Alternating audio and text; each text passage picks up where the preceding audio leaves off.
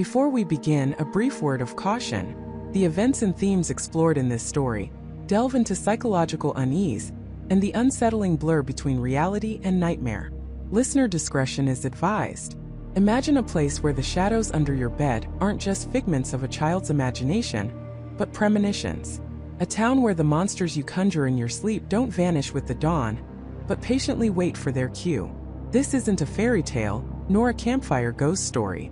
This is Blackwood Creek, a place tucked away in the forgotten folds of the Appalachian foothills, where the impossible doesn't just happen, it manifests. For years, Blackwood Creek was nothing more than a faded on a map, a picturesque postcard of forgotten Americana. Its population, a steady 512 souls, lived out quiet lives, their biggest worries usually revolving around the annual apple harvest or the high school football team's win-loss record.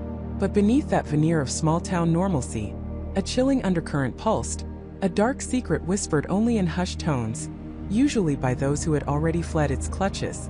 They spoke of nightmares, not just bad dreams, but vivid, terrifying visions that, with an unnerving regularity, began to bleed into the waking world.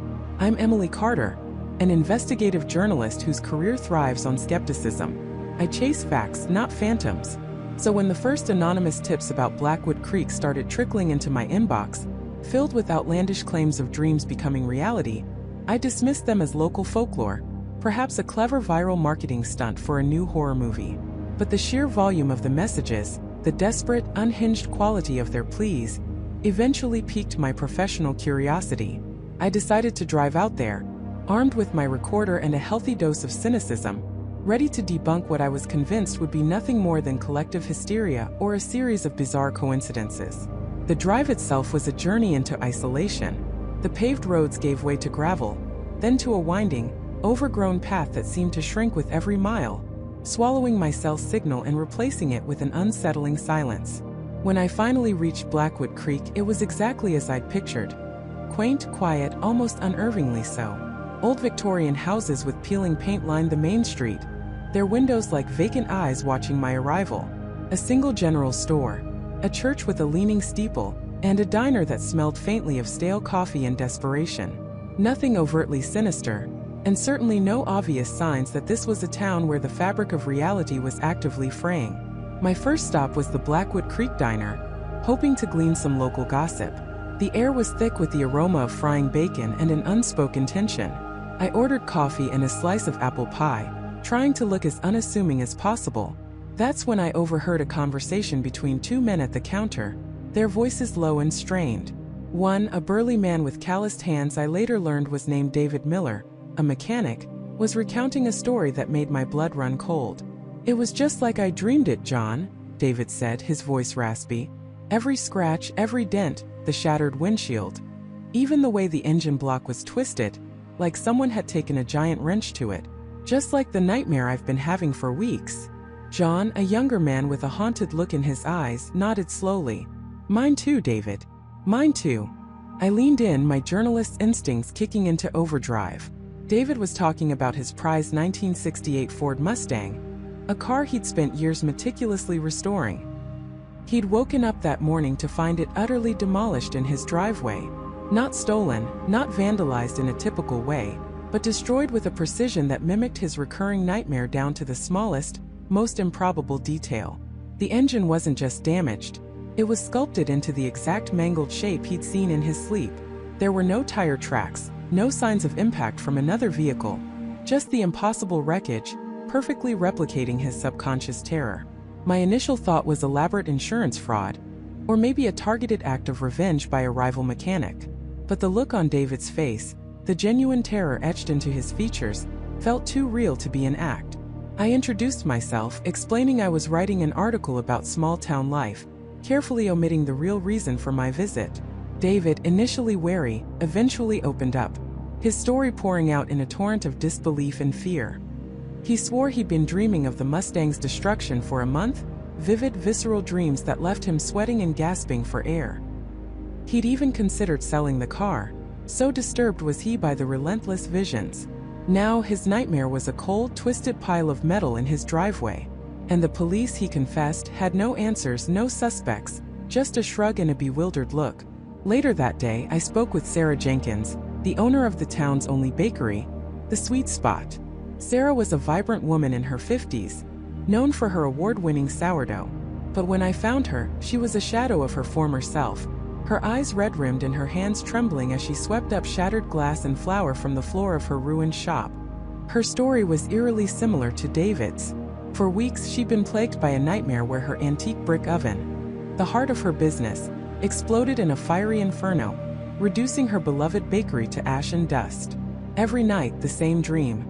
The roar, the heat, the smell of burning sugar, the precise way the display cases buckled and the oven's iron door flew off its hinges. Yesterday morning, she'd walked into her bakery to find it exactly as she'd dreamed. Not a gas leak, not an electrical short, no explosion from an external source. Just the oven violently ruptured, the display cases bent and shattered in the exact same impossible pattern she'd seen in her sleep. The fire suppression system hadn't even activated, because there had been no actual fire, only the residual heat and the precise, catastrophic destruction of the dream. The fire marshal had been baffled, ruling it an inexplicable structural failure, despite the oven being meticulously maintained just days before. Sarah, though, knew better. She pointed to a scorch mark on the ceiling, a perfect, elongated streak she'd seen in her dream. "It wasn't an accident, Emily," she whispered, her voice cracking. "It was my nightmare. It came true." I spent the next few days in Blackwood Creek digging deeper. What I found wasn't a string of isolated incidents, but a disturbing pattern. A young student named Michael Chun had dreamt of his meticulously built model airplane collection being shredded by an invisible force, only to find them precisely ripped apart in his locked bedroom. An elderly woman, Martha Gables, whose greatest fear was a termite infestation ruining her heirloom furniture, woke up to find her antique armoire riddled with impossible, intricate tunnels that bore no resemblance to actual termite damage, but perfectly matched the patterns in her recurring nightmare. Each victim described the same progression: a recurring, intensely vivid nightmare, followed by its impossible manifestation in the waking world, always in a manner that defied logical explanation. My initial skepticism began to crumble, replaced by a growing sense of dread. These weren't coincidences. These weren't pranks. The details were too precise, too personal, too utterly inexplicable by any conventional means. The police, a two-man department headed by Chief Robert Peterson, were overwhelmed and bewildered. They had no leads, no suspects, just a growing pile of bizarre incident reports that sounded like something ripped from a horror novel. Chief Peterson, a man whose eyes held the weary resignation of someone who'd seen too much, confessed to me that he'd started having strange dreams himself. He wouldn't elaborate, but the fear in his eyes spoke volumes. I tried to find common threads. A new chemical in the water? A strange atmospheric phenomenon? A shared psychological trigger? Nothing. The victims were diverse in age, occupation, and background. The only thing they shared was living in Blackwood Creek, and the horrifying realization that their deepest, darkest fears were no longer confined to the realm of sleep.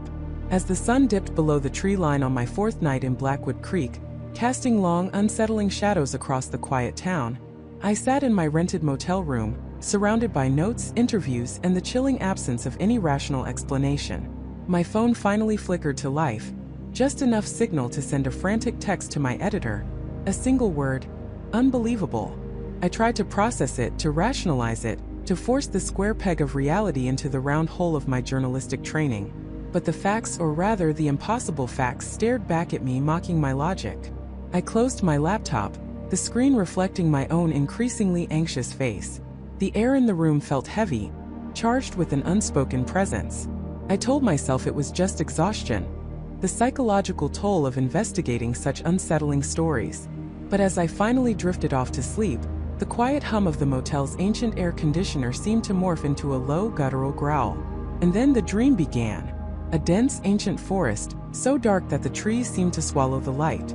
A path, barely visible, leading to something I couldn't quite see, but felt with an overwhelming sense of dread.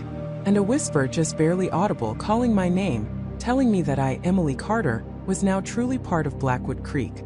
The whisper wasn't a question, but a declaration. A cold, possessive statement that seeped into my very bones. My name, Emily Carter, felt foreign, tainted by the unseen entity that claimed me. The path, that faint spectral track, seemed to pulse with a faint internal light, drawing me deeper into the oppressive darkness of the woods. My heart hammered against my ribs, a frantic drumbeat against the silence, a futile attempt to outrun the inevitable. I wanted to scream, to lash out, to deny the chilling pronouncement, but my throat was constricted, my limbs heavy, rooted to the spot by an invisible force. The dread intensified, a suffocating blanket pressing down on me, stealing my breath. It wasn't just fear of the unknown. It was a profound existential terror, the kind that whispers of irreversible change, of losing oneself entirely. I felt a cold touch, not on my skin but deep within my mind, a probing, invasive presence that sifted through my memories, my fears, my very essence. It was as if something was taking inventory, cataloging every weakness, every vulnerability. The light on the path flickered, growing brighter, then dimmer, like a dying ember struggling to stay alive. And with each flicker, the whisper returned, not just my name this time, but fragments of thoughts, images, sensations that weren't my own, yet felt disturbingly familiar. A rusted swing set creaking in an empty park. The smell of damp earth after a summer storm. The sound of a child humming a forgotten lullaby. These fleeting visions were interspersed with an insistent, rhythmic thrumming, a low vibration that resonated through the ground, up through my feet, and into my skull, threatening to shatter my sanity. I closed my eyes, desperate to escape, to sever the connection, but the darkness behind my eyelids was even more vivid, filled with swirling shadows and grotesque, fleeting shapes that writhed and twisted, just at the periphery of my vision. A silent scream tore through my mind, a desperate plea for release. But there was no release, only a deepening embrace, a tightening grip, as the whisper coiled around my thoughts, embedding itself into the very fabric of my being. Then, just as the pressure became unbearable, just as I felt myself teetering on the precipice of something utterly horrifying, it snapped. I gasped, my eyes flying open, my body jerking upright. My heart was still pounding, a frantic echo of the terror, but the oppressive darkness was gone. The spectral path had vanished. I was in my bed, in my small cabin, the morning light filtering weakly through the dusty window panes. The air was cool, almost chilly, and the faint scent of pine needles and damp earth clung to the room. My blankets were tangled around my legs, my pillow pushed halfway off the bed. I was drenched in a cold sweat, my hair plastered to my forehead. It was a dream, a nightmare. That was my first thought, a desperate, comforting lie I tried to cling to. But the lingering dread, the phantom touch in my mind, the chilling echo of the whisper, they all told a different story. This wasn't just a bad dream. It felt too real, too visceral, to be a mere figment of my imagination. My hands trembled as I pushed myself out of bed, my legs feeling strangely weak. I walked to the window, pulling back the thin curtain. Outside, Blackwood Creek was waking up. Smoke curled lazily from a few chimneys. A dog barked in the distance. The familiar, mundane sounds of a small town. Everything seemed normal, yet nothing felt normal. The air itself seemed to hum with a subtle, unsettling energy, a vibration I hadn't noticed before, but now felt acutely. I needed answers. This wasn't just about my peace of mind anymore. It was about my sanity. I couldn't dismiss an experience that had felt so profoundly real, so deeply invasive. After a quick, cold shower, which did little to wash away the lingering unease, I dressed in a simple t-shirt and jeans, determined. My first stop was Michael's General Store, a place that had seemed charmingly rustic just days ago, but now felt like a potential repository of forgotten secrets. The bell above the door jingled as I entered, announcing my presence. Michael, a man with a kind, weathered face and perpetually flour-dusted apron, looked up from stocking shelves of canned goods. "Morning, Emily," he said, his voice a low rumble. "Coffee's fresh." I forced a smile, trying to appear casual. "Thanks, Michael. Just what I need." I poured myself a cup, the warmth a welcome contrast to the chill that still clung to me. "Say, Michael," I began, trying to sound nonchalant as I stirred in sugar. "I was wondering, this town has a lot of history, right? Any old legends, ghost stories, that kind of thing?" Michael paused, a can of peaches in his hand. His gaze, usually so open, became guarded. "Legends? Every old town has them, Emily. Nothing much to tell here, though. Just folks living their lives, same as anywhere." He went back to stocking, his movements a little too deliberate. "Oh, come on," I pressed gently. "A town as old as Blackwood Creek must have some interesting tales. Anything about the woods, maybe? Or strange occurrences?" I thought of the spectral path, the whisper. He chuckled, a dry, humorless sound. The woods are just woods, Emily. And strange occurrences? Only if you count forgetting where you left your keys. He met my gaze, a hint of something unreadable in his eyes. Newcomers sometimes get a little over-imaginative. The quiet can play tricks on you. His tone was dismissive, almost warning. I felt a prickle of annoyance but also a deeper unease. It was a practiced evasion, a well-worn path of denial. I bought a few groceries, paid Michael, and left, the bell jingling a different, more ominous tune this time. Next, I found myself at Jessica's Diner, a cozy spot with red vinyl booths and the comforting smell of frying bacon. Jessica, a woman with bright, curious eyes and a perpetually cheerful demeanor, was wiping down the counter. "Emily, good to see you," she chirped. "Breakfast?" "Please, Jessica. Just coffee and maybe some toast." I slid into a booth, trying to project an air of normalcy. After she brought my order, I decided to try a different approach. "Jessica, I've been doing some exploring around Blackwood Creek." I started, taking a sip of coffee. "It's beautiful but also very quiet. Has anything ever made you feel a bit off about the place?" Jessica laughed, a bright, tinkling sound. "Off? What do you mean, honey? It's just Blackwood Creek. Peaceful, quiet. Perfect for getting away from all the city madness. I mean, have you ever heard any stories from the older folks? Anything about the town's past that's a bit unusual?" I tried to keep my voice light, but I could feel the desperation creeping in. Her smile faltered slightly. She leaned in conspiratorially, lowering her voice. "Well, there's old Mrs. Henderson down by the creek. She always talks about seeing shadow people in her garden. But she's 87 and drinks a lot of dandelion wine, if you catch my drift." She winked, clearly trying to lighten the mood. "And my grandpa used to say the woods were hungry sometimes, especially in the fall. Said they'd take things. But that's just old-timer nonsense to keep kids from wandering off." "Take things?" I asked, my blood running cold. "What kind of things?" She shrugged, her cheerfulness returning. "Oh, you know. Lost tools, stray cats. Nothing serious. Just the woods being the woods. Don't worry about it, Emily. You're safe here."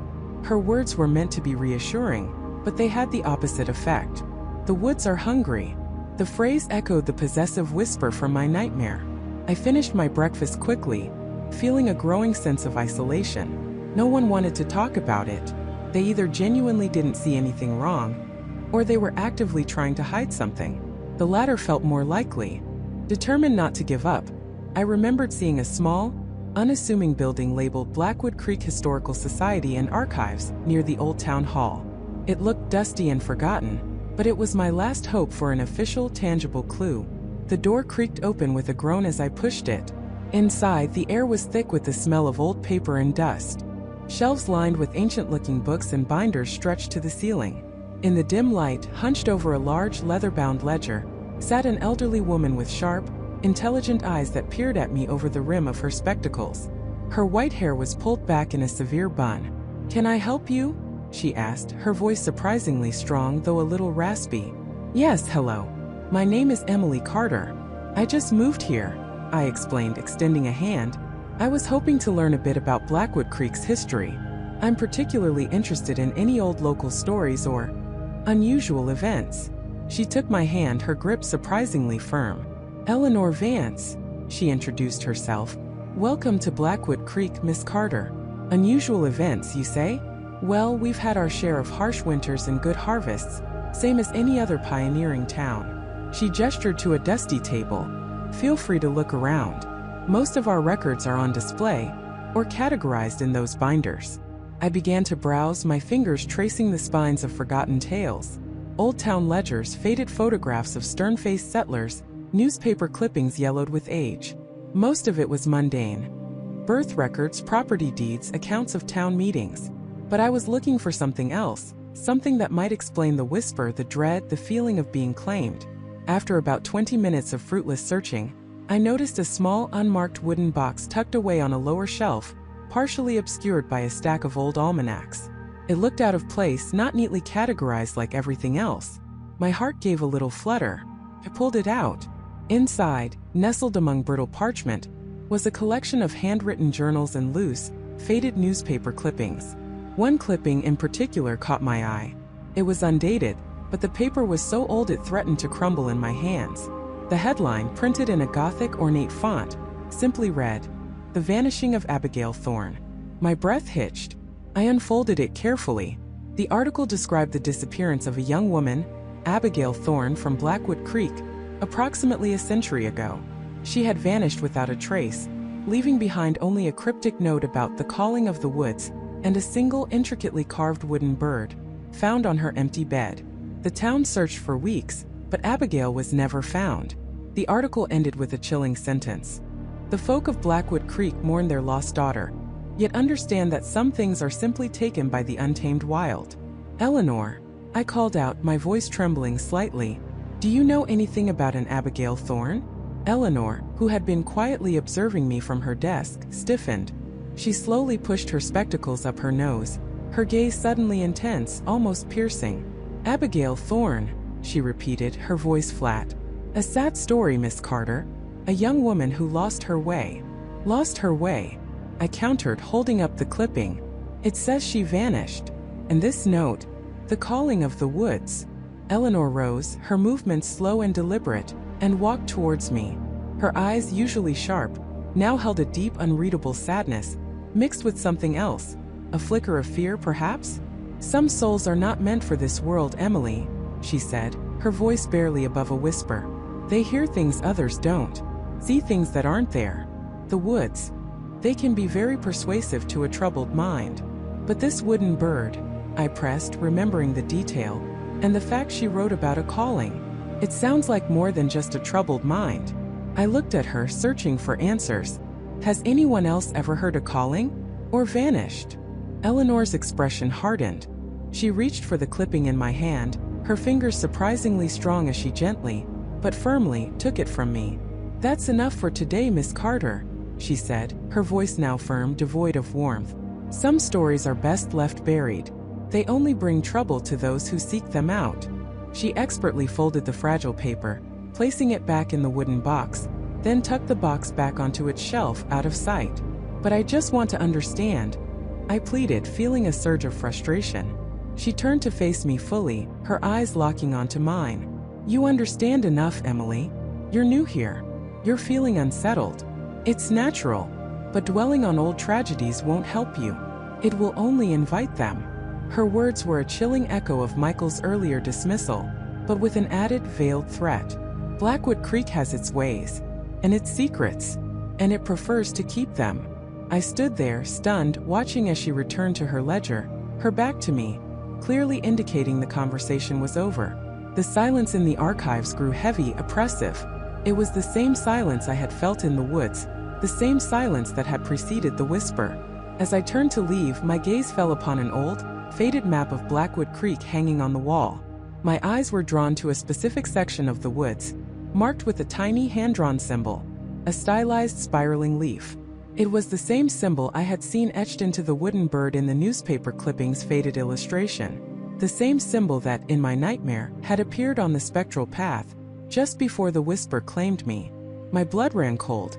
The whisper hadn't just claimed me, it had shown me a sign that was real, a sign that had been here for a century. Blackwood Creek wasn't just a quiet town with a few local superstitions. It was a place where nightmares truly did come true, and I, Emily Carter, was no longer just an observer. I was now part of its terrifying, inescapable history. I was no longer just an observer. I was now part of its terrifying, inescapable history. The words echoed in my mind, a chilling mantra that replaced the comfortable hum of my former life. Blackwood Creek had sunk its teeth into me, and the idyllic facade had dissolved to reveal a darkness I hadn't known existed outside of fiction. My journalistic curiosity had transformed into a desperate need for understanding, a primal urge to unravel the knot of dread tightening around my chest. The old woman's words, Michael's frantic warning, the unsettling quiet of the town. It all coalesced into a single undeniable truth. Something was profoundly wrong here. My initial plan to simply document the town's quirks had been shattered. Now I felt a responsibility, a strange, heavy burden to uncover the truth, not just for a story, but for something far more fundamental. I spent the next few days in a haze of research, fueled by strong coffee and an unshakable sense of urgency. The town's small public library became my sanctuary and my prison. Its shelves were sparsely populated with local histories, mostly glorified accounts of founding families and the prosperity of early logging. But I wasn't interested in prosperity. I was looking for shadows, for whispers of what truly happened a century ago. The librarian, an elderly woman named Martha with spectacles perched on her nose and a perpetual frown, regarded me with a mixture of suspicion and pity. She'd seen my kind before, she implied with a sigh. City folk looking for a sensational story where there was none. She tried to steer me towards the charming local folklore section, filled with tales of mischievous sprites and benign forest spirits. I politely declined, my gaze fixed on the dusty, leather-bound volumes marked Blackwood Creek Archives, 1880 to 1920. The air in the archive section was thick with the scent of aged paper and forgotten secrets. My fingers traced the brittle pages of old newspapers, their headlines screaming about mundane local events. Bumper harvests, new schoolhouses, the occasional runaway horse. But I kept digging, meticulously sifting through every article, every obituary, every small-town announcement from exactly 100 years prior. It was painstaking work, hours blurring into an oppressive continuum. Then, a small, almost insignificant article caught my eye, tucked away on an inside page from October 1923. The headline was innocuous. Local man suffers peculiar delusion. The article detailed the strange case of a farmer, Silas Miller, who claimed his worst fears were manifesting in his fields. He'd seen grotesque scarecrows move on their own, heard whispers of his deceased wife, and swore his livestock were turning against him. The town doctor had attributed it to nervous exhaustion and overactive imagination. Silas Miller had vanished a week later, never to be seen again. Intriguing, but perhaps an isolated incident. I continued my search. Another article from November of the same year. Panic grips town after series of unexplained occurrences. This one was more alarming. Sarah Jenkins, a young seamstress, had woken up to find her meticulously organized shop in disarray. Her most prized fabrics shredded, exactly as she had dreamed the night before. A week later, her most crippling phobia, a fear of enclosed spaces, became a horrifying reality when she was found trapped and suffocated in her own cedar chest. The lid mysteriously latched from the outside. The official verdict was accidental, a tragic mishap. But the undertone of the article, the careful phrasing, hinted at something far more sinister. My heart hammered against my ribs. These weren't isolated incidents. These were patterns. A pattern of nightmares bleeding into reality. A century ago, the pieces were beginning to fit together, forming a mosaic of dread. The articles continued, a macabre tapestry of fear.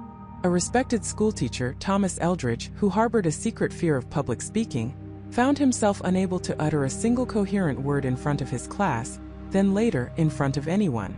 He was institutionalized, his mind broken. A local blacksmith, known for his jovial nature but secretly terrified of fire, lost his shop and his livelihood in a blaze that started from a single inexplicable spark, mirroring a nightmare he'd confided in his wife just days before. Each story, meticulously documented and then carefully dismissed by the local authorities, painted a chilling picture. The town wasn't just experiencing a string of bad luck. It was experiencing a plague of materialized fears, a century ago, and the centennial was approaching. I remembered Michael's desperate plea about the cycle. He understood this. He knew what was happening. I needed to find him, but he'd been evasive before. My phone buzzed, a text from Jessica, my editor. Updates? Where's the scoop, Emily? I stared at the screen, a grim smile touching my lips. The scoop was here, all right. A scoop that could unravel my sanity. Determined, I closed the heavy archive book, the dust motes dancing in the faint sunlight filtering through the library windows. I needed to connect these past events to the present. Was anyone else in Blackwood Creek experiencing their nightmares coming true now? My mind reeled back to the old woman in the antique shop, Sarah, the one who'd warned me. She spoke of the town's old ways, of things best left undisturbed. She might know more than just a few local superstitions. I decided to visit the antique shop again, hoping to find Sarah. The bell above the door chimed softly as I entered, the scent of old wood and forgotten memories filling the air. Sarah wasn't behind the counter. Instead, a young man, perhaps in his early 20s, with kind eyes and a nervous twitch, was arranging a display of vintage postcards. "Excuse me," I said. "Is Sarah around?" He jumped startled, then offered a shy smile. "She's in the back. Can I help you?" "I'm Emily Carter. I was here a few days ago. I'm a journalist, and I wanted to ask her a few more questions about Blackwood Creek's history." He hesitated, his gaze flickering towards the back room. She hasn't been herself lately. She's been having these bad dreams." He lowered his voice, really vivid ones. About her shop, about all her precious things being smashed. "She's been locking up everything at night, even more than usual." My blood ran cold. "Bad dreams? What kind of bad dreams?" He wrung his hands. "Just nightmares. She loves this shop, you know? It's her life. And she keeps dreaming about it being destroyed, about losing everything." "Has anything unusual happened in the shop recently?" I pressed, my voice barely a whisper. He looked around, then back at me, his eyes wide. "Well, yesterday she found a priceless porcelain doll, one she'd had for 50 years, shattered on the floor. She swore she'd locked it away in its display case the night before. And she found a scratch across her antique grandfather clock, a deep, jagged one, just like she described in her dream. It was happening again. The century-old cycle was repeating itself. Sarah's nightmares were manifesting. The old woman who had warned me was now a victim herself. "Can I speak with her?" I asked, my voice tight with a mixture of fear and urgency. He nodded slowly. "I'll tell her you're here. But be gentle. She's very fragile right now." He disappeared through a beaded curtain leading to the back. While I waited, my eyes scanned the shelves, now seeing the antiques not as objects of beauty, but as potential targets, symbols of a woman's deepest fears. The grandfather clock, with its fresh, angry scratch, seemed to tick with a malevolent rhythm. Sarah emerged a few moments later, looking pale and drawn. Her eyes, usually sharp and knowing, were shadowed with exhaustion and a palpable fear. She clutched a worn wooden rosary in her hand. "Emily," she said, her voice raspy, "you're still here." It wasn't a question, but a statement tinged with a strange regret. "I told you some things are best left alone. Sarah, I know about Silas Miller, about Sarah Jenkins, about Thomas Eldridge. I know about what happened 100 years ago." Her eyes widened, and she gripped the rosary tighter. "You shouldn't have dug so deep. You stirred the pot." "What is happening, Sarah? Why now? Why again?" She looked around, her gaze darting nervously from object to object, as if expecting something to shatter at any moment. "It's the centennial. The cycle. It always comes back around when the veil thins. The town it remembers. And it feeds. Feeds on what? Fear. Nightmares. The things we bury deep inside ourselves. Blackwood Creek takes them and makes them real." She leaned closer, her voice dropping to a conspiratorial whisper. "It started with the founder, Elias Thorne. He made a pact, a desperate bargain to save his dying crops, to bring prosperity to this land. But every bargain has a price. And the price for Blackwood Creek's bounty was its soul. Every 100 years, the land demands its due, manifesting the deepest fears of its inhabitants. It's a way of reminding us, of punishing us. Elias Thorne, the founder, a pact. This was a new terrifying layer to the mystery. Not just a random curse, but a deliberate ancient bargain. How do we stop it?" I asked, my voice barely audible. Sarah shook her head, a tear tracing a path down her wrinkled cheek. "You can't. You can only survive it. Or succumb to it. And now, Emily, you've seen too much. You know too much. Blackwood Creek knows you know. And it knows your fears." Her words hung in the air, a chilling prophecy. My own fears. What were they? The anxieties of a journalist, the pressure of deadlines, the fear of failure? Or something deeper? Something I hadn't even consciously acknowledged? The thought sent a shiver down my spine, a cold dread far more profound than any ghost story. As I left the antique shop, the sunlight suddenly felt harsh, the rustling leaves of the trees sounded like whispers, and every shadow seemed to lengthen, to twist into grotesque shapes. Blackwood Creek wasn't just a town where nightmares came true for others. It was a town that now knew my nightmares. And the centennial was just weeks away. I walked faster, a growing sense of paranoia prickling at the back of my neck. I needed to find Michael. He was the only one who seemed to grasp the full horror of this. But as I rounded a corner towards the town square, a flash of movement caught my eye. Across the street, standing in the shadows of an ancient oak, was a figure. Tall, gaunt, dressed in dark, old-fashioned clothing. His face was obscured by the brim of a wide-brimmed hat, but I felt his gaze, cold and unwavering, fixed directly on me. My breath hitched. He was too still, too unnerving. And then, slowly, deliberately, he raised a hand, pointing a single skeletal finger not at me, but at the reflection of the town square in a darkened shop window beside him. And in that reflection, for just a split second, the vibrant colors of the square seemed to drain away, replaced by an eerie sepia-toned image of the town as it might have looked a century ago, silent and desolate, with a single massive gnarled tree at its center, its branches reaching like skeletal fingers towards the sky. And beneath that tree I saw it. A crude, weathered stone altar stained with what looked like dried blood. The figure in the shadows then melted away, disappearing as if he'd never been there. My heart hammered a frantic drum against my ribs. Elias Thorne, the pact, the altar. It wasn't just a story, it was real. And Blackwood Creek was watching me, waiting for my own nightmares to begin. The air where Elias Thorne had stood still prickled with an unearthly chill. I lunged forward, my hands grasping at empty space, my feet skidding on the damp earth. Nothing. He was gone. The flickering lantern light illuminated only the rough-hewn stones of the altar and the encroaching shadows of the surrounding woods. My breath hitched, a ragged gasp caught in my throat, and I stumbled back, my eyes wide, scanning the darkness, half expecting him to reappear to mock my disbelief. But the silence that followed was absolute, broken only by the frantic hammering of my own heart. This was impossible. My mind reeled, grasping for a rational explanation. A trick of the light? A hallucination brought on by exhaustion and the unsettling atmosphere of Blackwood Creek? But the image of his eyes, the chilling certainty in his voice, the way his form had shimmered and dissolved like smoke, it was too vivid, too real to dismiss. Elias Thorne, the man I'd sought, the name whispered in hushed tones, the figure from the town's darkest legends. He hadn't just told me the story. He was the story. And now he was gone, leaving me alone in the desolate clearing, the weight of his words pressing down on me like a physical burden. The pact, the altar, the nightmares. I scrambled away from the clearing, not caring where I was going, just needing to put distance between myself and that unholy stone. My legs felt like lead, my lungs burned, but I pushed through the tangled undergrowth, ignoring the branches that snagged at my clothes and scratched my skin. The woods seemed to close in around me, the ancient trees whispering secrets I didn't want to hear. Every rustle of leaves, every snap of a twig, sent a jolt of terror through me. Was he still out there? Was it still out there? Eventually, I burst out onto the dimly lit main road, gasping for air, my body trembling uncontrollably.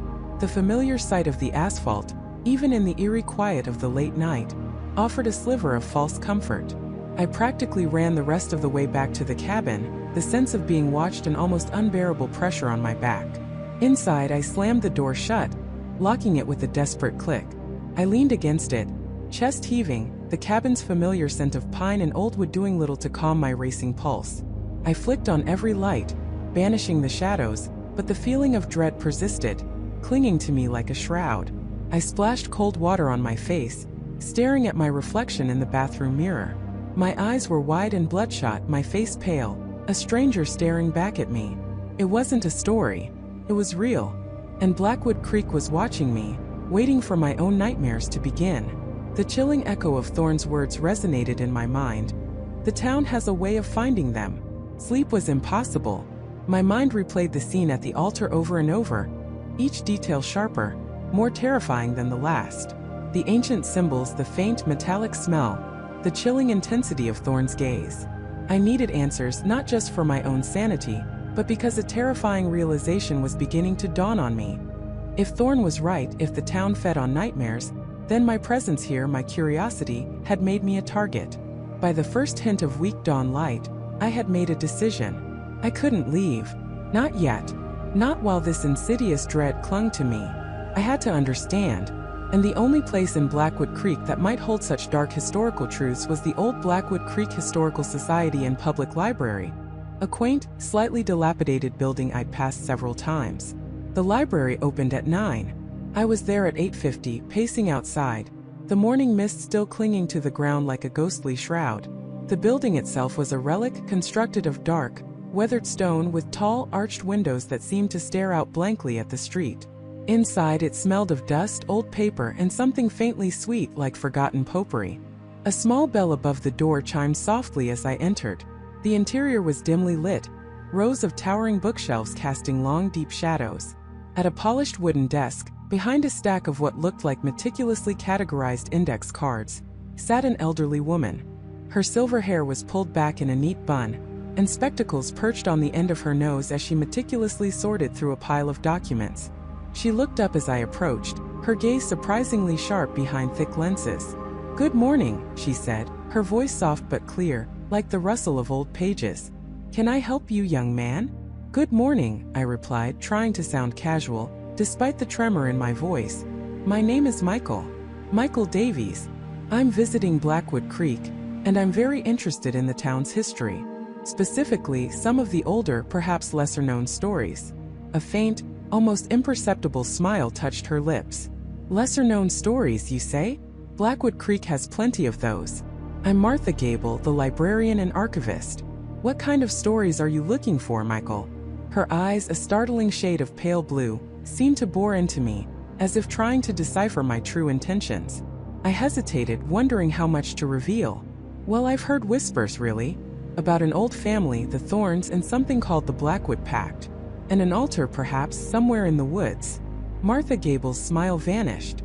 Her expression became unreadable, a mask of polite neutrality. She slowly pushed her spectacles further up her nose. "The Thorns were indeed one of our founding families," she said, her voice now flat. "Many families here have long histories. As for a Blackwood Pact or an altar, those sound like fanciful tales, Michael. Every old town has its share of folklore." But her eyes, those pale blue eyes, belied her dismissive tone.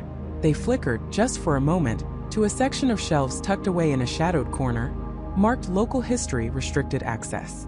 "Perhaps," I pressed, trying to keep my voice even, "but sometimes folklore has a kernel of truth. Are there any old town records, journals, or even newspaper clippings that might shed some light on these fanciful tales?" She sighed, a soft, almost theatrical sound. "You're persistent, I'll give you that. Most visitors are content with our charming brochures about the covered bridge and the apple orchards." She rose slowly from her desk, her movements deliberate. "Come with me." She led me past rows of conventional books, her footsteps echoing softly on the wooden floor. She stopped at the restricted access section, pulling a small, ornate key from a chain around her neck. With a soft click, she unlocked a glass-fronted cabinet. Inside, among brittle maps and faded photographs, lay a few leather-bound volumes, their spines cracked with age. "These are our oldest records," she explained, her voice barely a whisper now. "Some personal journals, some town ledgers. They're fragile, so please be careful." She pulled out a particularly thick, dark brown ledger, bound in what looked like faded, embossed leather.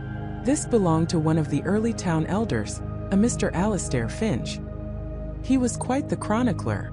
She placed the heavy book on a large, felt-covered table in the center of the room.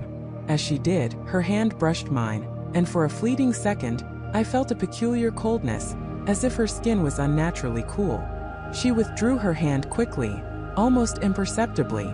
"I'll be at my desk if you need anything. Just remember, some histories are best left undisturbed." Her words were a warning clear as day. I nodded, my heart pounding with a mixture of fear and anticipation. As she walked back to her desk, I noticed her glance back at me, her expression unreadable, before she sat down and resumed her quiet sorting. I opened the ledger. The pages were yellowed and brittle, filled with elegant, spidery handwriting and faded ink. It wasn't a narrative, but a collection of entries, dates, and cryptic notes. I painstakingly scanned the pages, my eyes searching for keywords: Thorn, Pact, Altar, Nightmare. It took what felt like an eternity, flipping through mundane records of harvest yields and town council meetings. Then my eyes caught a peculiar symbol, a twisted knot surrounded by 3 concentric circles, sketched in the margin of an entry dated 1783. Below it, in the same elegant script, were the words, "The Sacrifice of Fears. Elias Thorne. The Price." My breath hitched. This was it. I read on, deciphering the archaic language. The entry spoke of a time of great hardship, a blight upon the land, and a desperate bargain struck to save Blackwood Creek from ruin. It didn't explicitly detail the pact, but it alluded to a covenant of shadow and spirit, and how the village owes its prosperity to the depths of its own terror. Another entry a few pages later was more disturbing. It described strange occurrences, waking visions, and the echo of one's deepest dread made manifest. It mentioned people succumbing to the creeping madness of their own minds, their fears becoming their reality. There were names listed, too, followed by dates of disappearance or strange, tragic deaths. I didn't recognize any of them, but the pattern was chillingly clear. Then I found an entry that sent a cold wave of dread through me. Dated 1805, it described a reversal of the pact, an attempt by a group of villagers to break the covenant. It mentioned Elias Thorne again, not as the one who made the pact, but as the one who maintained it, the one who fed the shadows. The entry ended abruptly, the ink smeared as if the writer had been interrupted with the chilling phrase, "He who knows fear, knows the true nature of Blackwood Creek, and the mirror will reflect all. The mirror will reflect all." The words echoed in my head, a sinister pronouncement. I felt a sudden, inexplicable chill, despite the stuffy air of the library. My eyes darted to the dark corners of the room, feeling an intense prickling sensation on the back of my neck, as if those ancient shelves were now watching me. I looked down at the ledger again, my hands trembling slightly, and then I heard it. Faint at first, barely a whisper, but utterly distinct. The sound of splintering wood, followed by a soft, mournful creak, like a swing set pushed by an unseen hand. It was a sound I remembered from my childhood, a sound that always meant something had broken, something important, something that couldn't be fixed. I froze, my head snapping up. The library was silent, save for the faint rustle of Martha Gable turning a page at her desk. She didn't seem to have heard it. The sound, almost imperceptible, had been right beside me, in my ear, yet nowhere in the room. My heart hammered. It was the sound of the old swing set in my backyard, the day my younger sister, Jessica, fell and broke her arm. The sound of the cheap wood splintering, followed by her heartbroken cry. A memory I'd buried deep, a moment of profound guilt and helplessness that had haunted me for years. I had been supposed to be watching her. I hadn't. My breath caught. It couldn't be. It was just a coincidence, my mind playing tricks. But as I stared at the faint, almost ghostly image of the swing set, shimmering for a split second in the periphery of my vision, where the shadows met the light, I knew. The mirror will reflect all. Blackwood Creek wasn't just a town with a dark history. It was a living, breathing entity, and it had just shown me the first terrifying glimpse of my own reflection. My own nightmare. It was beginning, and I was trapped. The words echoed in my mind, a chilling pronouncement that resonated deep within my bones. My own nightmare. It was beginning, and I was trapped. The air in the old house felt suddenly heavy, thick with an unseen presence, pressing down on me, stealing the oxygen from my lungs. I stumbled backward, away from the cracked, ancient mirror that had shown me the impossible, the terrifying truth. My heart hammered against my ribs, a frantic bird desperate to escape its cage. This wasn't just a trick of the light, or an overactive imagination, or the stress of a strange town. This was real. Blackwood Creek had reached into the deepest, most guarded corner of my psyche, and pulled out the very thing I feared most. I fled the house, the taste of ash and dread in my mouth, not bothering to close the door behind me. The cool night air outside offered no solace, only a different kind of chill. Every shadow seemed to writhe. Every rustle of leaves sounded like a whisper calling my name. I didn't know where I was going, only that I had to get away from that mirror, from that house, from the suffocating realization that I was no longer an observer in Blackwood Creek's macabre theater, but a starring, unwilling participant. I found myself back at my rented room in the old motel, the one with the peeling wallpaper and the faint smell of mildew. I slammed the door shut, locking it with a desperate click, as if a flimsy deadbolt could keep out the encroaching darkness. I leaned against it, gasping, my eyes scanning the mundane room for any sign of the grotesque reflection I'd just witnessed. Nothing. Just the tired furniture, the faded curtains, the flickering fluorescent light in the bathroom. I tried to tell myself it was a hallucination, a stress-induced delusion, but the memory was too vivid, too sharp, too aligned with that icy dread that now permeated every cell of my being. My gaze fell upon my phone, lying on the nightstand. Emily, my younger sister. Her face, in the mirror, contorted in silent agony, trapped behind a barrier I couldn't breach. That was my nightmare. The fear of failing her, of not being there to protect her, of seeing her suffer and being utterly powerless. It was a fear I'd carried since she was a little girl. A small fragile thing I'd vowed to always keep safe. With trembling fingers I snatched up the phone, my heart pounding a frantic rhythm against my eardrums. I had to call her. I had to hear her voice confirm she was safe, that this was all just a sick, twisted illusion. I dialed her number, the familiar sequence a lifeline in the swirling chaos of my mind. It rang once, twice, 3 times. Each ring was an agonizing tick of a clock counting down to some unseen horror. Then a click. Hello. Her voice. It was faint, distorted, as if coming from a great distance, through a dense fog. A jolt of terror shot through me. Emily? Emily, are you okay? Where are you? I demanded, my voice raw with panic. A pause. A strange crackling silence. Then a sound.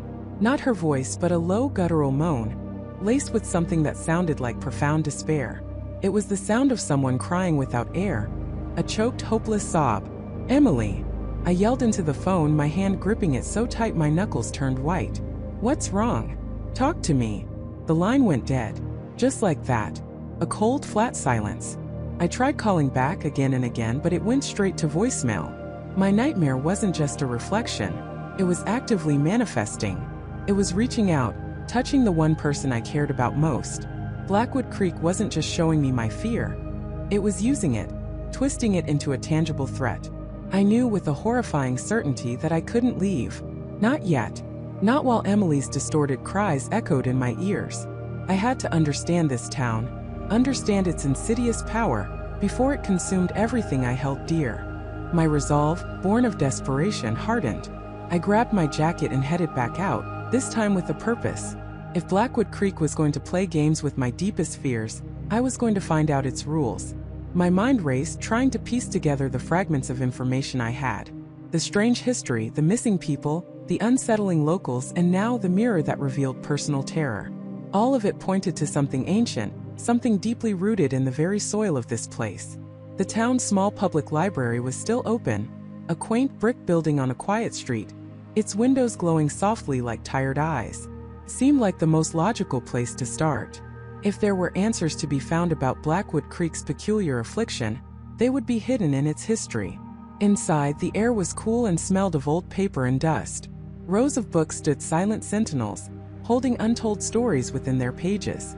Behind the main desk sat a woman, her silver hair pulled back in a neat bun, spectacles perched on her nose as she meticulously organized a stack of returned books.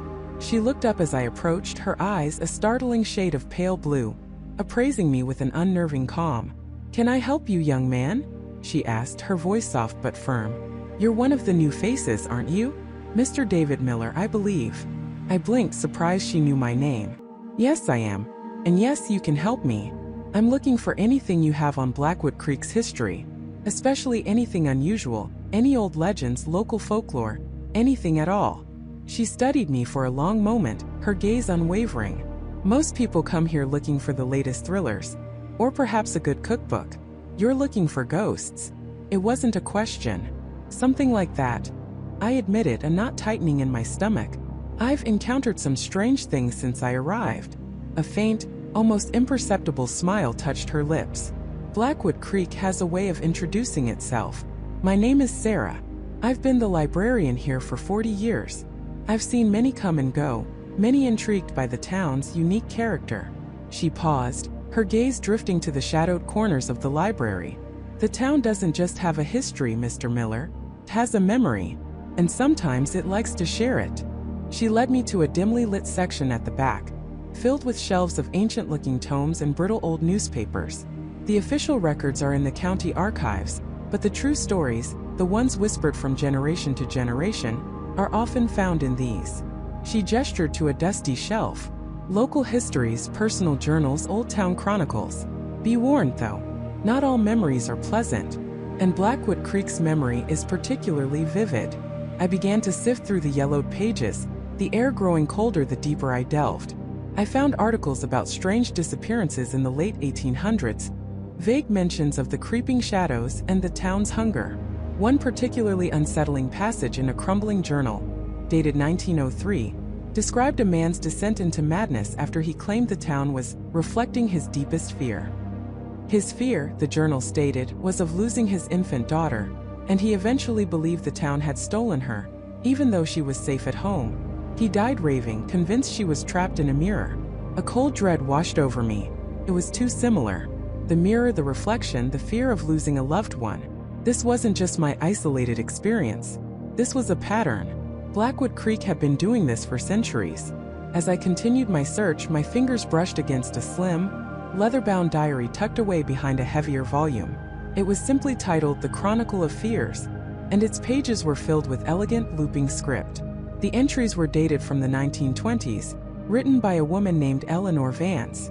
Her first entry read, "They say Blackwood Creek is built on a fault line of the soul, a place where the veil between what is real and what is feared is thin. My beloved brother Thomas is gone. Not dead, not missing, but consumed by his own shadow." My eyes darted down the page. Eleanor described Thomas's nightmare, a childhood trauma where he believed he'd caused his mother's illness. The town, she wrote, began to show him visions of his mother, wasting away, blaming him, trapped in a perpetual state of suffering that he couldn't alleviate. It was his deepest guilt amplified and made real. But what truly froze me was the next part. Eleanor wrote that Thomas started seeing a specific symbol in his visions, a twisted, root-like pattern that seemed to brand his mother's spectral form. He believed it was the mark of the town's hunger, its way of claiming a soul. I felt a chill that had nothing to do with the library's temperature. That symbol, I had seen it, not in the mirror, but in the old house, etched faintly into the mantelpiece above the fireplace. I hadn't thought much of it then, just an old carving. Now it felt like a brand, a signature. "You found something interesting, haven't you?" Sarah's voice startled me from behind. She had approached silently, her pale blue eyes fixed on the diary in my hands. This woman, Eleanor. She wrote about her brother, Thomas. His nightmare. It's almost exactly what I'm experiencing. I whispered, my voice barely audible. And this symbol, she described it. I saw it in the old house. Sarah nodded slowly, her gaze distant. The mark. It appears when the dream becomes too real, when the town has truly taken hold. Feeds on fear, Mr. Miller. But not just any fear. It feeds on the failure to overcome that fear. It wants you to break, to give up, to let your nightmare consume you entirely. "So there's no escape?" I asked, a desperate plea in my voice. "Escape is a matter of perspective," she said cryptically. "Some found peace in succumbing. Others tried to fight. Most failed. But Eleanor believed there was a way to sever the connection, to banish the nightmare before it became permanent. She believed the town could be appeased. Appeased? How? Sarah shook her head. Her entries become fragmented after that. She devoted herself to understanding the town's true nature, its hunger. She believed the town craved not just fear, but a deeper sacrifice. A rebalancing, she called it. An exchange. My mind reeled. Sacrifice? An exchange? What could that even mean? And what would Blackwood Creek demand in return for releasing its grip on my nightmare, on Emily? I tried to call Emily again, but this time the phone didn't even ring. It just went straight to a distorted, echoing voicemail message. "The number you have dialed is not available at this time. Please try again later. Or never." The last word was a whisper, a sibilant hiss that sent shivers down my spine. Or never. I clutched the phone, my knuckles white with strain. The library, once a sanctuary of knowledge, now felt like a mausoleum, its secrets pressing in on me. The air grew heavy, thick with the scent of dust and ancient dread. I looked up, and for a fleeting moment, in the reflection of the glass of a distant bookshelf, I saw her. Emily. Her face was pale, her eyes wide with terror, but this time she wasn't just trapped. She was crying out, her mouth open in a silent scream, and on her forehead, faintly glowing, was the twisted, root-like symbol from Eleanor's journal. The mark. It was on her. My nightmare wasn't just beginning. It was becoming her reality. I scrambled forward, my hands outstretched, a guttural cry tearing from my throat. Sarah. Her name was a desperate prayer on my lips, but it couldn't reach her. She was right there, yet impossibly far away, her body rigid, suspended in some unseen agony. The glowing symbol on her forehead pulsed faintly, a sinister beacon in the dim, stale air of the abandoned house. I reached for her, my fingers brushing against an invisible barrier that hummed with a strange, cold energy. It wasn't solid, but it was impenetrable, like pushing against a wall of pure dread. Sarah's silent scream intensified, her chest heaving but no sound escaped. Her eyes, wide and unfocused, darted around, seeing something I couldn't, something horrendous from the depths of her own mind. Panic seized me, cold and sharp. This wasn't just a nightmare playing out in her sleep. This was real. The house itself seemed to warp around her, shadows deepening, the dust motes dancing in the faint light taking on grotesque, fleeting shapes. I tried to pull her, to shake her, to do anything, but my hands passed through her as if she were a ghost, yet her form remained solid, tangible, terrifyingly present. The mark on her forehead flared brighter, casting a sickly green glow that illuminated the terror etched on her face. Eleanor's journal. Its words screamed in my memory. The veil it thins, the mark is the gateway. And then a chilling passage I hadn't fully comprehended until now. They don't just see their fears, they become them. The town feeds on it, solidifies it. What was Sarah's greatest fear? Being trapped, isolated, unable to speak, unable to escape.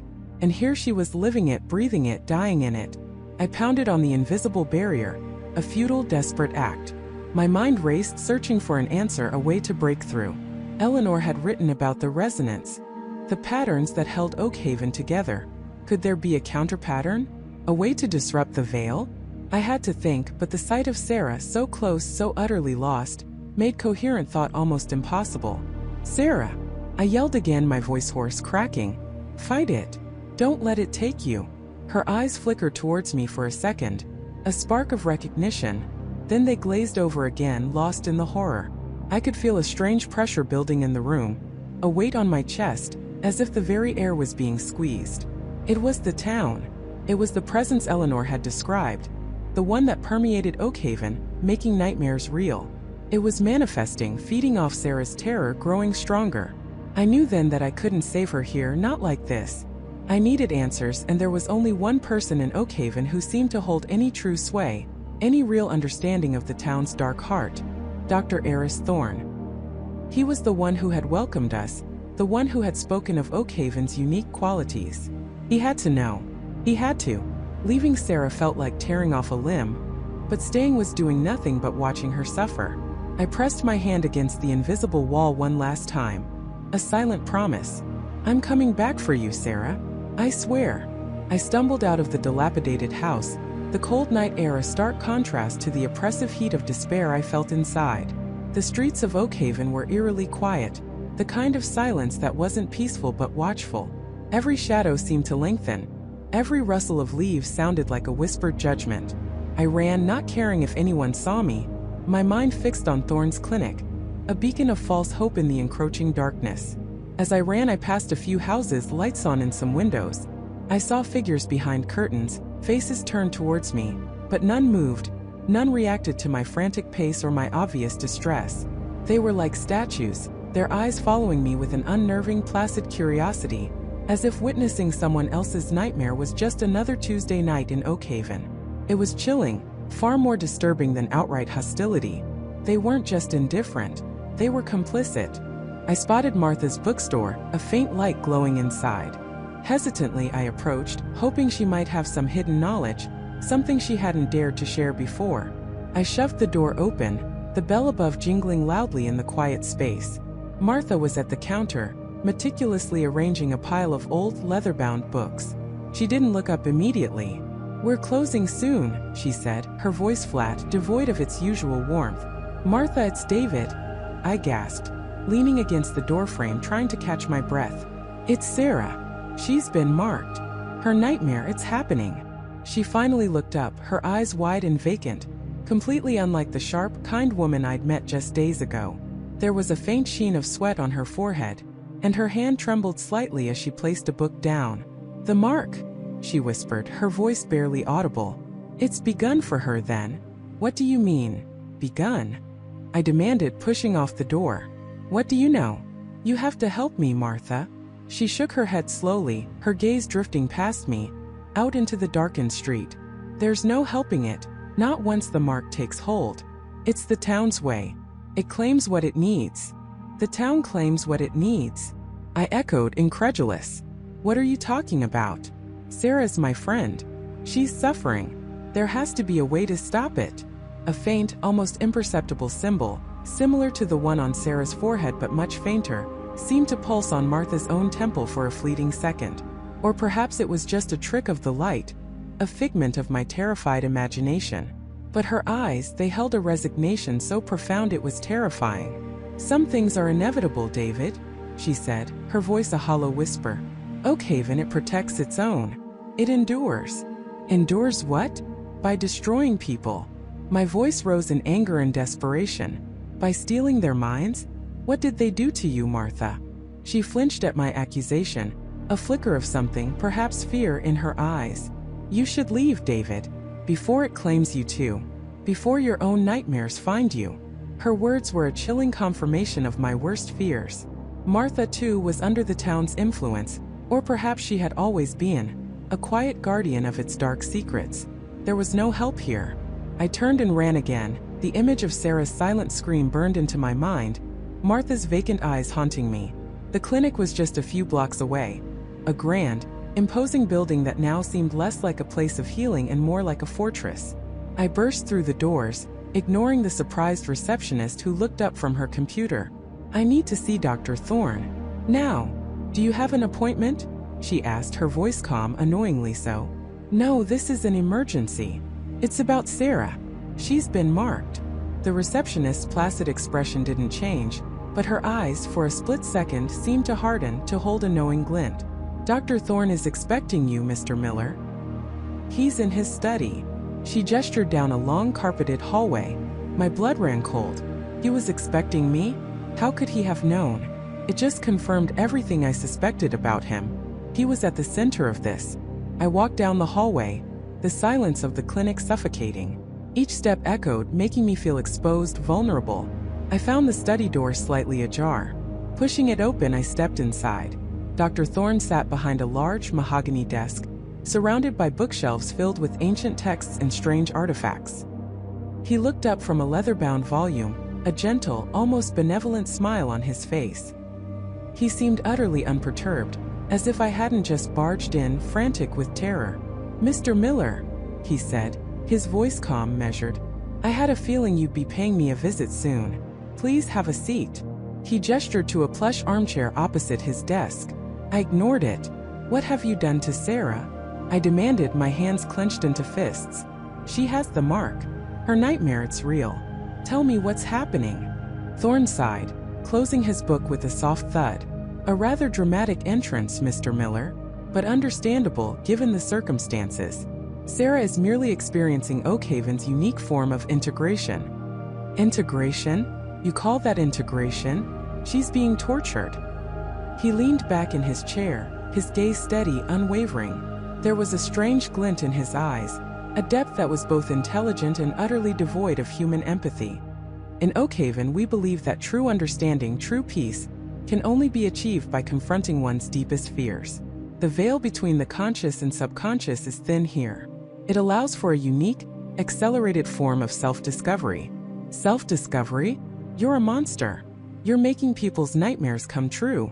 "We're simply providing the stage, Mr. Miller.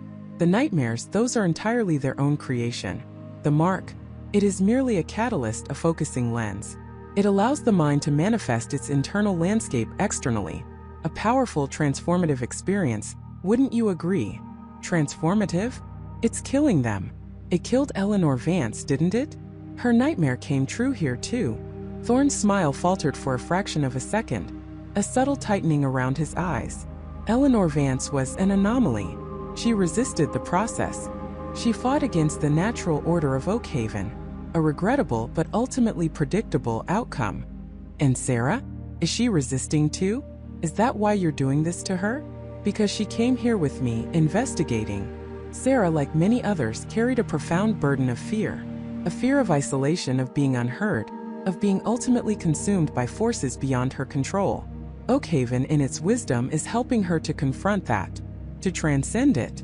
He paused, his gaze fixed on me. "Or to be consumed by it if she proves too weak." A cold dread settled deep in my bones. His words were chilling, his calm demeanor terrifying. He wasn't just observing. He was orchestrating it. He wasn't helping. He was harvesting. "How do I stop it?" I asked, my voice barely a whisper, a desperate plea. How do I break the mark's hold? Thorn steepled his fingers, a thoughtful expression on his face. The mark, as you call it, is a manifestation of the town's energy, channeled through the individual's psyche. To break it would be to disrupt the very fabric of Oakhaven. A dangerous endeavor, Mr. Miller. And ultimately futile. There has to be a way. Eleanor's journal. She spoke of patterns of resonance. Is there a counter-pattern? A way to sever the connection?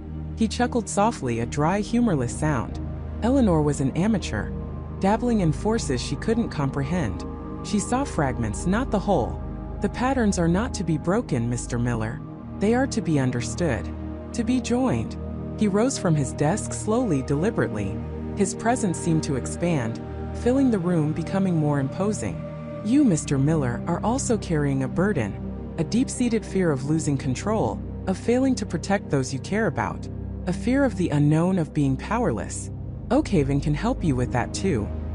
He took a step towards me, his eyes now gleaming with an unsettling intensity. Imagine, Mr. Miller, a world where your fears no longer hold sway, a world where you are truly free, truly integrated with the natural raw power of existence. All you need to do is embrace it. Embrace Oakhaven. Let it show you your truth. I took a step back, my heart pounding against my ribs. He wasn't just a madman. He was a manipulator, a predator. He wanted to claim me too, to feed off my fear, to trap me in my own nightmare. No, I said, my voice gaining strength, fueled by a renewed surge of anger and defiance. I won't let you. I won't let you do this to Sarah, and I won't let you do it to me. I'm going to expose you, Thorn. I'm going to expose Oakhaven and whatever dark secret you're hiding. Thorn smiled, a chillingly calm expression that sent a shiver down my spine. You are free to try, Mr. Miller. But Oakhaven has a way of silencing those who seek to disturb its peace.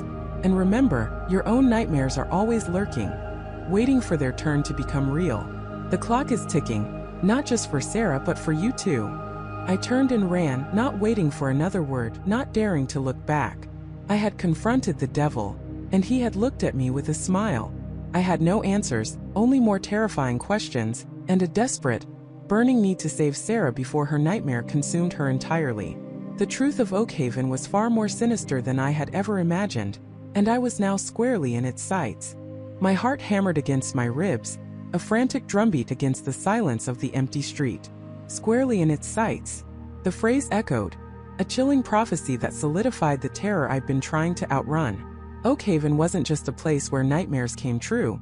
It was a living, breathing entity, and I had just declared myself its enemy. Panic, cold and sharp, threatened to consume me. My first instinct was to run, to get Sarah and get out, but where? Every road out led back into the town's embrace. Every face seemed to hold a secret. I felt a profound, suffocating isolation, as if the entire world outside Oakhaven had ceased to exist. My phone, a lifeline in any other circumstance, felt like a useless brick. I tried calling Emily again, my friend from back home, but the call never connected. Just dead air, or a strange, distorted static that sounded like whispers. Email attempts fared no better. It was as if Oakhaven had severed my connection to the outside world, leaving me adrift. I had to be smarter, more strategic. Running blindly would only make me another one of its victims. I needed answers, real answers, not just the fragmented visions and cryptic warnings I'd pieced together.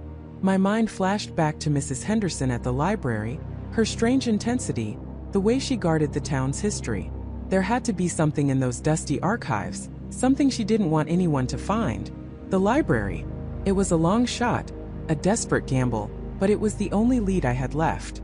I waited until the dead of night, the kind of oppressive darkness Oakhaven seemed to specialize in, a darkness that clung to the buildings and swallowed the moonlight.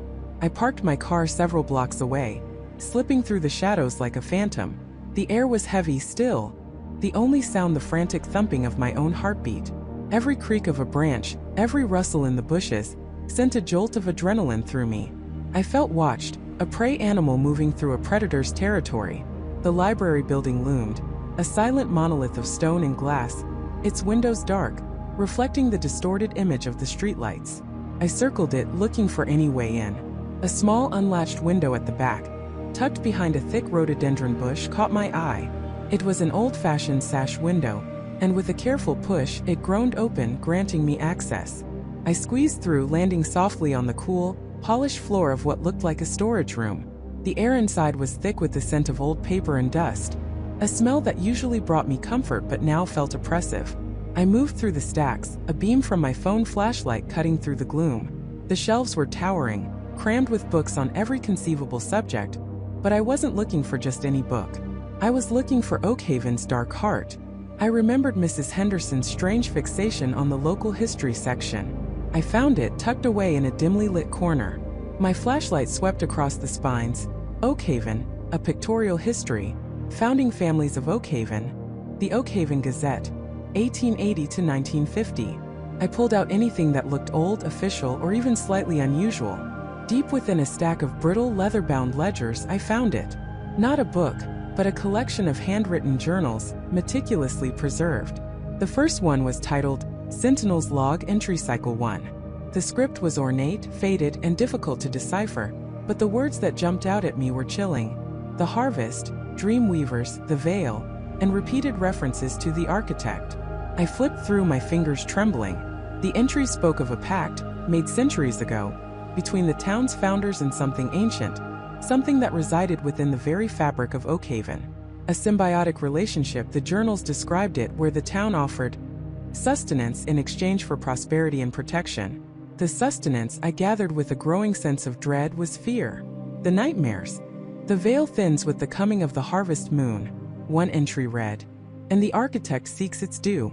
The dream weavers must guide the chosen, ensuring their deepest fears take root, grow, and are offered to the town. It is a sacred duty, for without the harvest, Oakhaven withers. My blood ran cold. This wasn't a natural phenomenon, not a strange illness. It was deliberate, a ritual. And Sarah, my Sarah, was one of the chosen. Her fear was being harvested. As I absorbed this horrifying revelation, a faint creak echoed from the main reading room. I froze, my heart leaping into my throat. Someone was here. I quickly shoved the journals back, trying to make it look undisturbed, and dove behind a towering shelf of encyclopedias. My flashlight was off, plunging me into absolute darkness. Footsteps. Slow, deliberate, heading toward the local history section. I peered through a gap in the books, my breath caught in my chest. A figure emerged from the gloom, tall and slender, moving with an eerie grace. It was Mrs. Henderson. She wasn't wearing her usual librarian attire. Instead, she wore a simple, dark robe, and her silver hair, usually pulled back in a severe bun, now hung loose around her shoulders. Her face, illuminated by the faint glow of a small lantern she carried, was devoid of its usual sternness, replaced by a zealous, almost serene expression. She stopped precisely where I had been standing moments before. Her eyes, sharp and intelligent even in the dim light, swept across the shelves. She didn't seem to notice anything amiss, but her presence, her very demeanor, confirmed my darkest suspicions. She wasn't just a librarian. She was a guardian of Oakhaven's terrible secret, perhaps even one of the dream weavers mentioned in the logs. She reached for one of the journals I had just handled, pulling it out with a reverence that made my skin crawl. She ran a gloved finger over the cover, then whispered something in a language I didn't understand, a soft, guttural sound that seemed to hum with ancient power. My entire body tensed, preparing to bolt, but my legs felt rooted to the spot. After what felt like an eternity, she replaced the journal and turned, walking slowly back towards the main entrance, her lantern casting dancing shadows. I waited until the sound of the library door clicking shut confirmed her departure, then scrambled out from my hiding spot. My mind was a whirlwind of fear and disbelief. The truth was far more monstrous than I could have ever imagined. I needed to get back to Sarah. Now, knowing what I knew, every second felt critical. I carefully exited through the same window, my hands shaking so badly I almost lost my footing. The night air, once oppressive, now felt like a desperate gasp of freedom. I drove straight to her house, my foot heavy on the accelerator. The lights were off, the house shrouded in an unnatural stillness. I let myself in with the key she'd given me weeks ago, the one meant for emergencies. This was certainly one. The air inside was heavy, clammy, and held a faint metallic tang.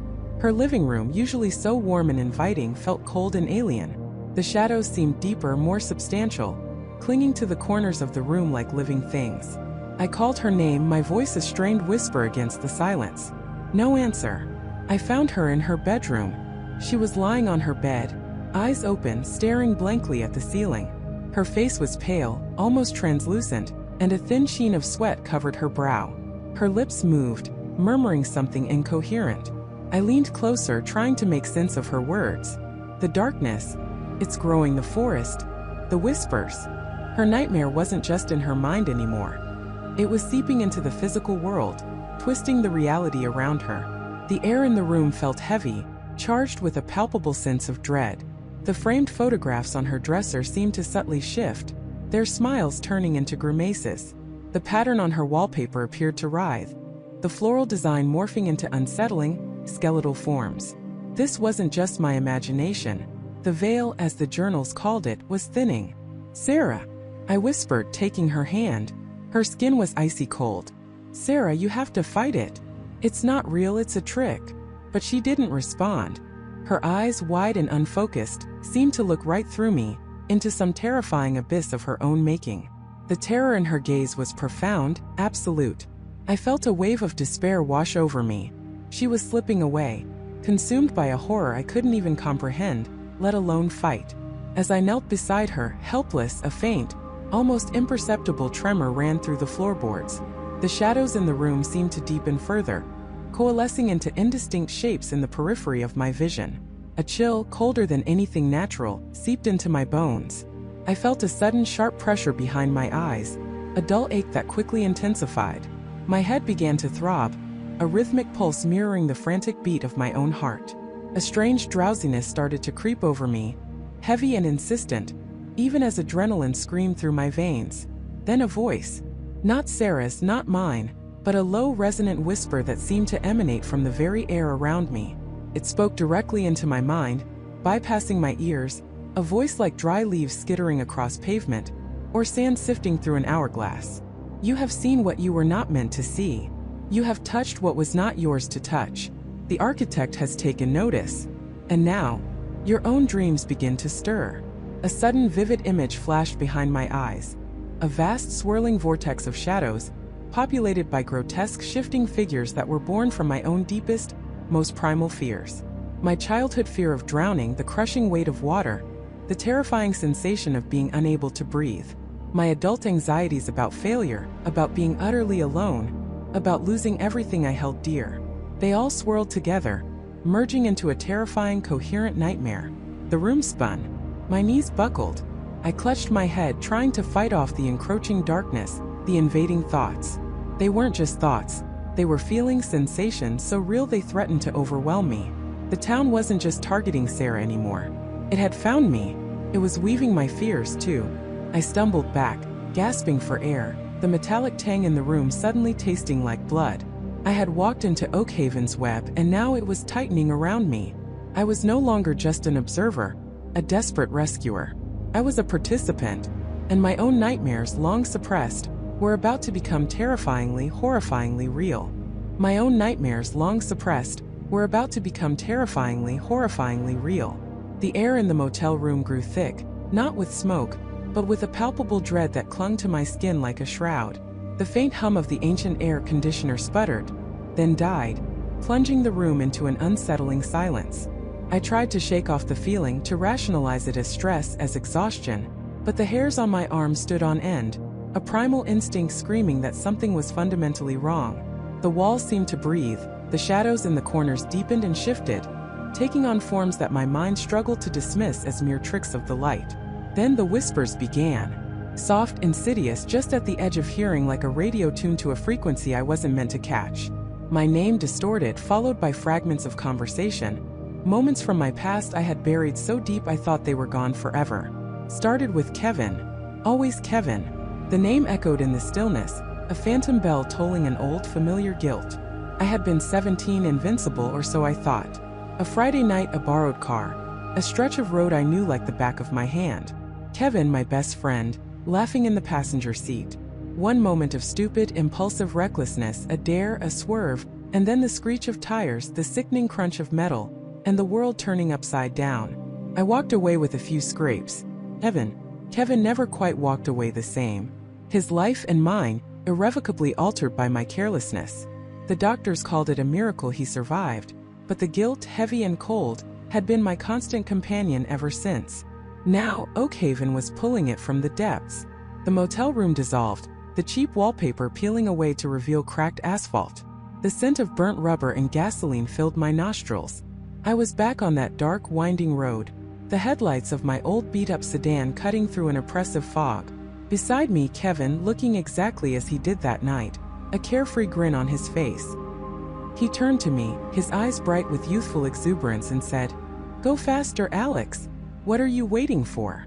His voice was perfectly real, perfectly Kevin, but laced with an unnatural echo that made my blood run cold. I slammed on the brakes, the phantom car lurching to a stop, but the scene didn't break. Kevin just laughed, a sound that quickly morphed into a chilling, hollow cackle. "You can't stop it, Alex," he said, his face contorting, his youthful features melting into something gaunt and accusatory. "You never could." The road ahead shimmered, and through the fog I saw it. The twisted metal of the guardrail, the shattered windshield, the spreading pool of something dark and viscous on the asphalt. It wasn't the aftermath of my accident, not exactly. This was a composite, a nightmare tableau of every fear of loss and consequence I had ever harbored. Figures emerged from the mist, their faces indistinct, their movements slow and deliberate. They were dragging something heavy, something covered in a tarp. A small familiar figure. My heart hammered against my ribs. "Jessica." "No," I whispered, my voice raw. "This isn't real." But it felt real. The cold dread in my gut, the smell of fear and something metallic, the way my hands trembled. This wasn't a memory. It was a living, breathing hallucination, crafted by Oakhaven to break me. I stumbled out of the phantom car, desperate to reach the figures, to tear away the tarp. As I moved, the figures turned, their faces still obscured by shadow, but their eyes, glowing with an eerie luminescence, fixed on me. They were the townspeople. I recognized Michael, the chief, his broad shoulders stooped with a burden I couldn't comprehend. Emily, her usually kind face etched with despair, her hands clasped as if in prayer. David, his usual easy smile replaced by a grimace of silent judgment. They stood in a semicircle, silent witnesses to my personal hell. Michael, the chief, stepped forward, his voice a low rumble that vibrated through the ground. "You came looking for answers, Alex. But Oakhaven offers only reflection. You carry the weight of what you've done, what you've lost. And here that weight becomes real." He gestured to the figure still struggling with the tarp-covered form. "This town doesn't just steal people. It steals peace. It uses your own shadows to bind you." A chilling realization struck me. Oakhaven wasn't just manifesting fears. It was amplifying guilt, turning it into a weapon. It wasn't just showing me my nightmare. It was showing me a nightmare where my past mistakes led to Jessica's fate. It was twisting the knife, making me believe that somehow my old carelessness was connected to her disappearance. "What do you want?" I demanded, my voice cracking. Emily, her voice a fragile whisper, emerged from the crowd. "It wants you to face it, Alex. To truly face it. The town feeds on the unresolved, on the fear of what might have been or what is." She looked directly at me, her eyes surprisingly clear amidst the horror. "Jessica." She faced hers. "That's why she's trapped." My mind reeled. Jessica had a nightmare? What was it? And how could facing it make her trapped? This contradicted everything I thought I knew. I had assumed Oakhaven preyed on unwillingness to confront, on denial. But Emily's words suggested a different, more insidious mechanism. Confronting a nightmare here wasn't a release. It was a surrender. Suddenly, the figures with the tarp dropped their burden. The tarp fell away, revealing not Jessica, but a mannequin crudely fashioned, its features eerily similar to Kevin's, but with missing limbs and a shattered head. A grotesque mockery of my greatest regret. The townspeople, their faces now clear, were not accusatory, but mournful, their eyes filled with a profound sorrow that mirrored my own. "You can't save everyone, Alex," David said, his voice surprisingly gentle, almost pitying. "Some things are beyond your control. Some mistakes. They just are." The scene began to shift again, the asphalt giving way to the worn carpet of the motel room. The smell of gasoline faded, replaced by the faint scent of stale cigarette smoke. The whispers died down, but the chilling sensation lingered. I was back in the room, drenched in sweat, my heart still racing. The nightmare had retreated, but it hadn't vanished. It had merely retreated into the shadows, a promise of its return. I stumbled to the small, grimy window and peered out into the Oakhaven night. The town seemed to pulse with a low, malevolent energy. The streetlights cast long, distorted shadows that danced like specters. I saw a figure moving slowly down the street, their back to me. It was Michael, the chief, but he wasn't walking like a man in control. He was shambling, his head bowed, as if carrying an invisible weight. He paused under a flickering streetlight, and in the brief illumination, I saw him raise a hand to his head, as if trying to clear a terrible thought. His movements were not his own. They were jerky, almost puppet-like. He was fighting something too, something unseen. Emily's words echoed in my mind. Jessica. She faced hers. That's why she's trapped. And Michael too seemed trapped in his own way. It meant confronting the nightmare wasn't the solution, but a critical step into the trap. Oakhaven didn't just manifest nightmares. It used them as bait. It offered a twisted form of catharsis, a chance to face your demons, but at a terrible price. It then bound you to them forever. My own nightmare, the phantom car crash, Kevin's distorted face, Jessica's imagined death. It had been a test. A lure. It wanted me to surrender to the guilt, to accept the blame, to believe I was powerless. But I hadn't.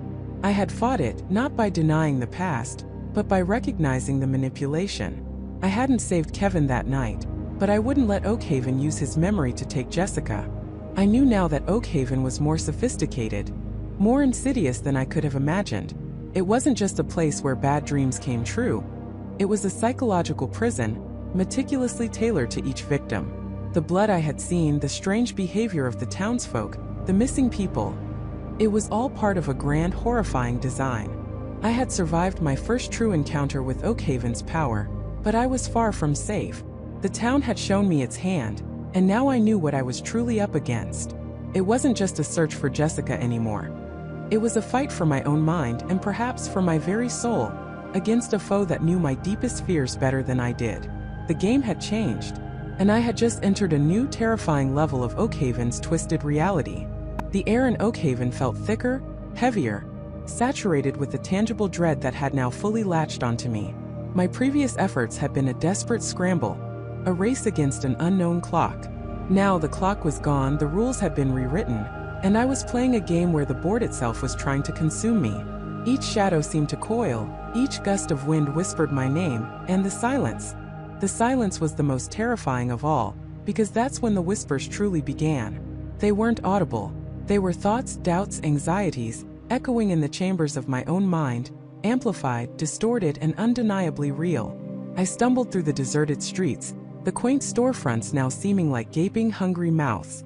The charming lampposts, once a beacon, now cast long, skeletal shadows that danced menacingly. My phone, my only connection to the outside world, had gone completely dead. No signal, no battery, just a cold, unresponsive slab of metal in my trembling hand. It was just me, Oakhaven, and the invisible entity that was dissecting my psyche piece by agonizing piece. My first nightmare manifestation was subtle, a creeping dread that solidified into something horrifyingly concrete. I found myself back in the old house Jessica and I had nearly bought, the one we'd walked through just weeks before, dreaming of a future. But now it was decaying, rotting from the inside out. The cheerful yellow paint peeled like sunburnt skin, revealing grimy, mold-encrusted wood beneath. The windows were shattered, letting in a frigid wind that carried the scent of decay. I called out Jessica's name, my voice hoarse, the sound swallowed by the vast, empty rooms.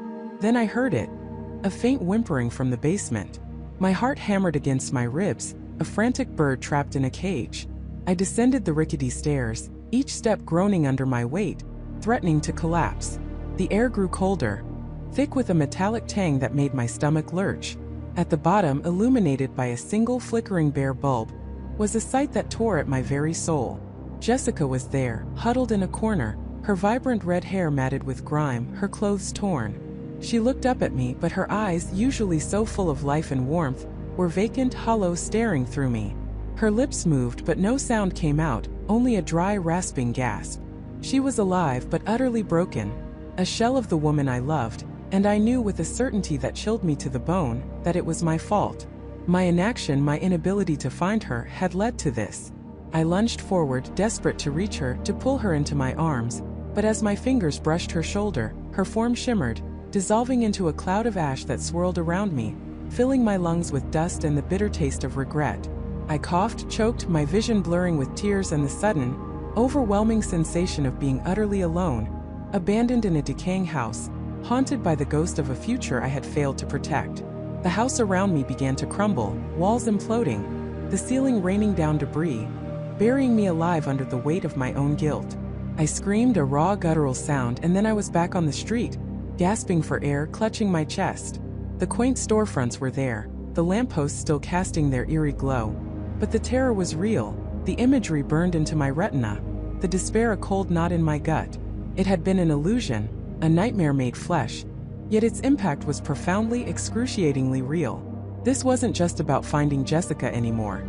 It was about fighting for my sanity, battling an enemy that could weaponize my deepest fears against me. I knew I couldn't face this alone. I needed answers, a guide, someone who understood this town's insidious nature. My mind still reeling, latched onto a fleeting memory, an old dusty antique shop I'd seen on the edge of town, its windows crammed with forgotten relics. It had a peculiar, almost mystical aura about it, even before Oakhaven had revealed its true face. Maybe, just maybe, an old soul who had lived here for decades would know something. I began to walk, my steps uncertain, my senses on high alert. Every rustle in the bushes, every creak of an old house, sent a jolt of adrenaline through me. My own reflection in a darkened window showed a man I barely recognized, wild-eyed, disheveled, a mask of fear etched onto his face. Was this what Oakhaven wanted? To break me, to turn me into another one of its silent, despairing residents? I wouldn't let it. I couldn't let it. The antique shop, Eleanor's Curios, was nestled between a derelict bakery and a boarded-up general store. A faint flickering light emanated from within, a stark contrast to the oppressive darkness of the surrounding buildings. The bell above the door jingled softly as I pushed it open, the sound echoing in the silence. The air inside was thick with the scent of aged wood, dust, and something else. Something faintly metallic, like old pennies and forgotten secrets. Shelves crammed with forgotten treasures reached to the ceiling. Tarnished silver, yellowed books, porcelain dolls with unsettlingly lifelike eyes, and countless other curiosities. It was a labyrinth of history, each object holding a silent story. From behind a towering stack of ancient clocks, a figure emerged.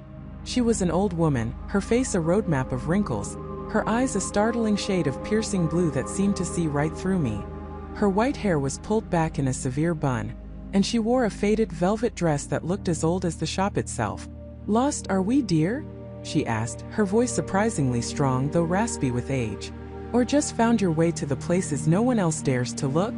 I'm Michael," I stammered, my voice cracking. "I'm looking for someone. Jessica. And I need to understand what's happening here.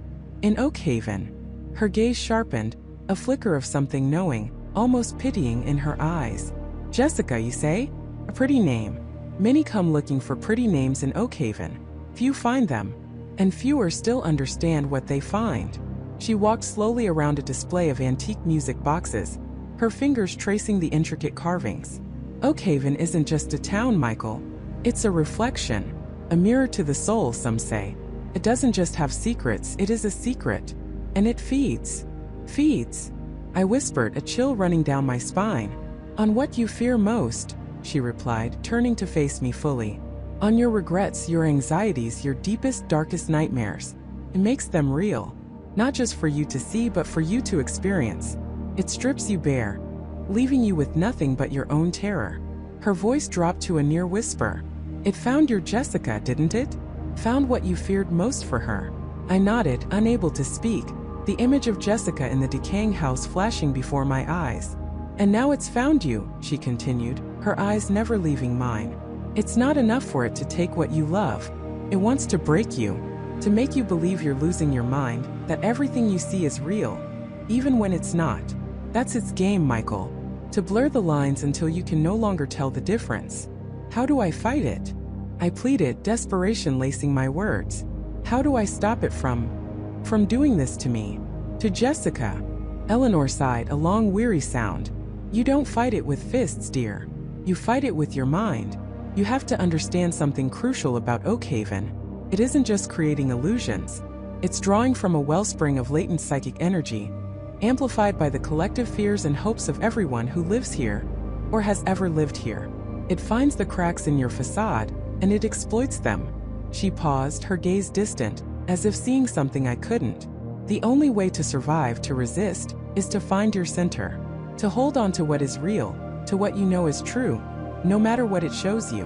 And to find something it can't corrupt. Something pure. Something that holds no fear. But what is that? I asked, bewildered. Everything I feel is fear right now. No, she said, shaking her head slowly. Not everything. There's something stronger than fear, Michael. Something that binds you to her even now. You just have to remember what it is. And then you have to find the source. The heart of Oakhaven's power. It's not in the nightmares it shows you, but in what it hides. She walked back to her position behind the counter, her eyes fixed on an old leather-bound book with no title. Oakhaven has an anchor. A place where its power is most concentrated. A place where the veil between what is real and what is not is thinnest. Find that anchor, Michael. But be warned. To find it is to confront Oakhaven itself, in its purest, most terrifying form. It won't be a dream then. It will be the ultimate reality. My mind reeled. An anchor. A source. Something pure. It was cryptic, maddeningly vague. Yet it was the first real clue. The first tangible direction I'd been given since arriving in this cursed town. The game had truly changed. It wasn't just about surviving the nightmares anymore. It was about finding the very heart of Oakhaven, and somehow using whatever strength I had left, to sever its hold not just on me, but on Jessica and perhaps on this entire twisted reality. The path forward was terrifyingly clear, and incredibly dangerous. The path forward was terrifyingly clear, and incredibly dangerous. My mind, once a chaotic storm of fear and confusion, now pulsed with a singular, desperate clarity. Oakhaven wasn't just a place. It was a hungry entity, a living nightmare that fed on the very despair it created. And like any living thing, it must have a heart, a core, a source from which its dark ichor flowed, sustaining its twisted existence.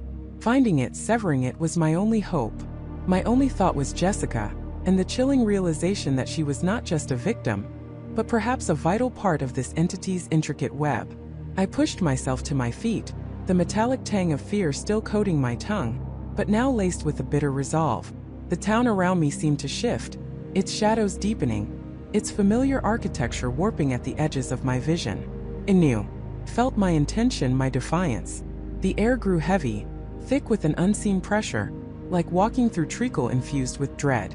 Every step was a battle against an invisible current that sought to pull me back, to drown me in the familiar waters of helplessness. Where would its heart be?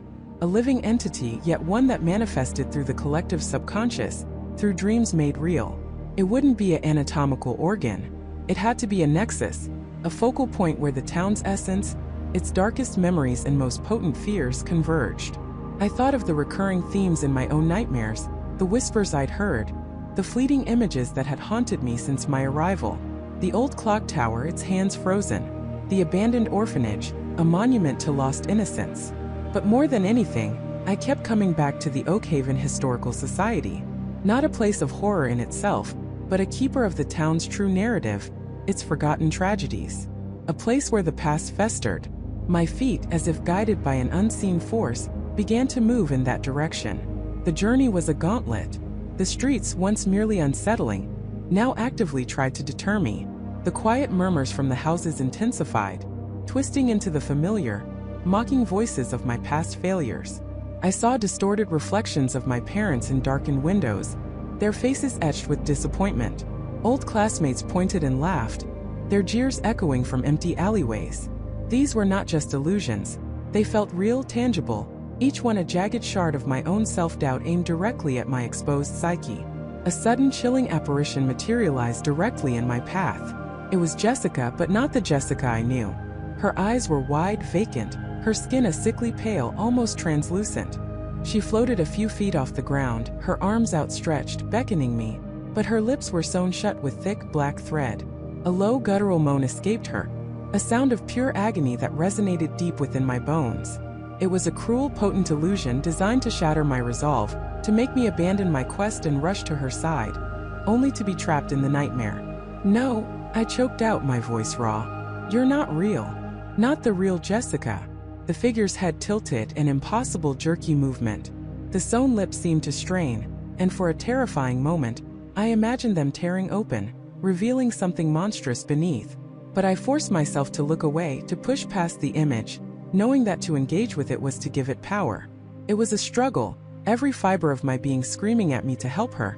But I knew that the real Jessica, the one I loved, was elsewhere, suffering because of this very entity. My only way to save her was to press on. The historical society loomed ahead, a grand, if somewhat decaying Victorian building that usually exuded a quiet dignity. Tonight it pulsed with a dark, almost malevolent aura. The windows were like empty eye sockets, reflecting the distorted moonlight. The ornate iron gate was ajar, creaking rhythmically in a wind that wasn't there. I pushed it open, the screech of rusted metal like a banshee's wail in the oppressive silence. Inside, the air was cold and stagnant, thick with the smell of dust, old paper, and something else, something metallic and faintly sweet like ancient blood. The grand foyer, usually filled with glass display cases holding faded photographs and forgotten relics, was now a labyrinth of shifting shadows. The very walls seemed to breathe, contracting and expanding, the wallpaper peeling back like diseased skin. I remembered the old archivist, Mr. Henderson, a kindly, eccentric man who had always been eager to share Oakhaven's history. He'd once mentioned a hidden archive, a place where the town's true, less palatable stories were kept, away from prying eyes. Not for public consumption. That was it. That had to be it. The heart wouldn't be displayed for all to see. It would be hidden, guarded, secreted away in the town's deepest, darkest recesses. I fumbled for my phone, its flashlight beam a pathetic sliver against the encroaching gloom.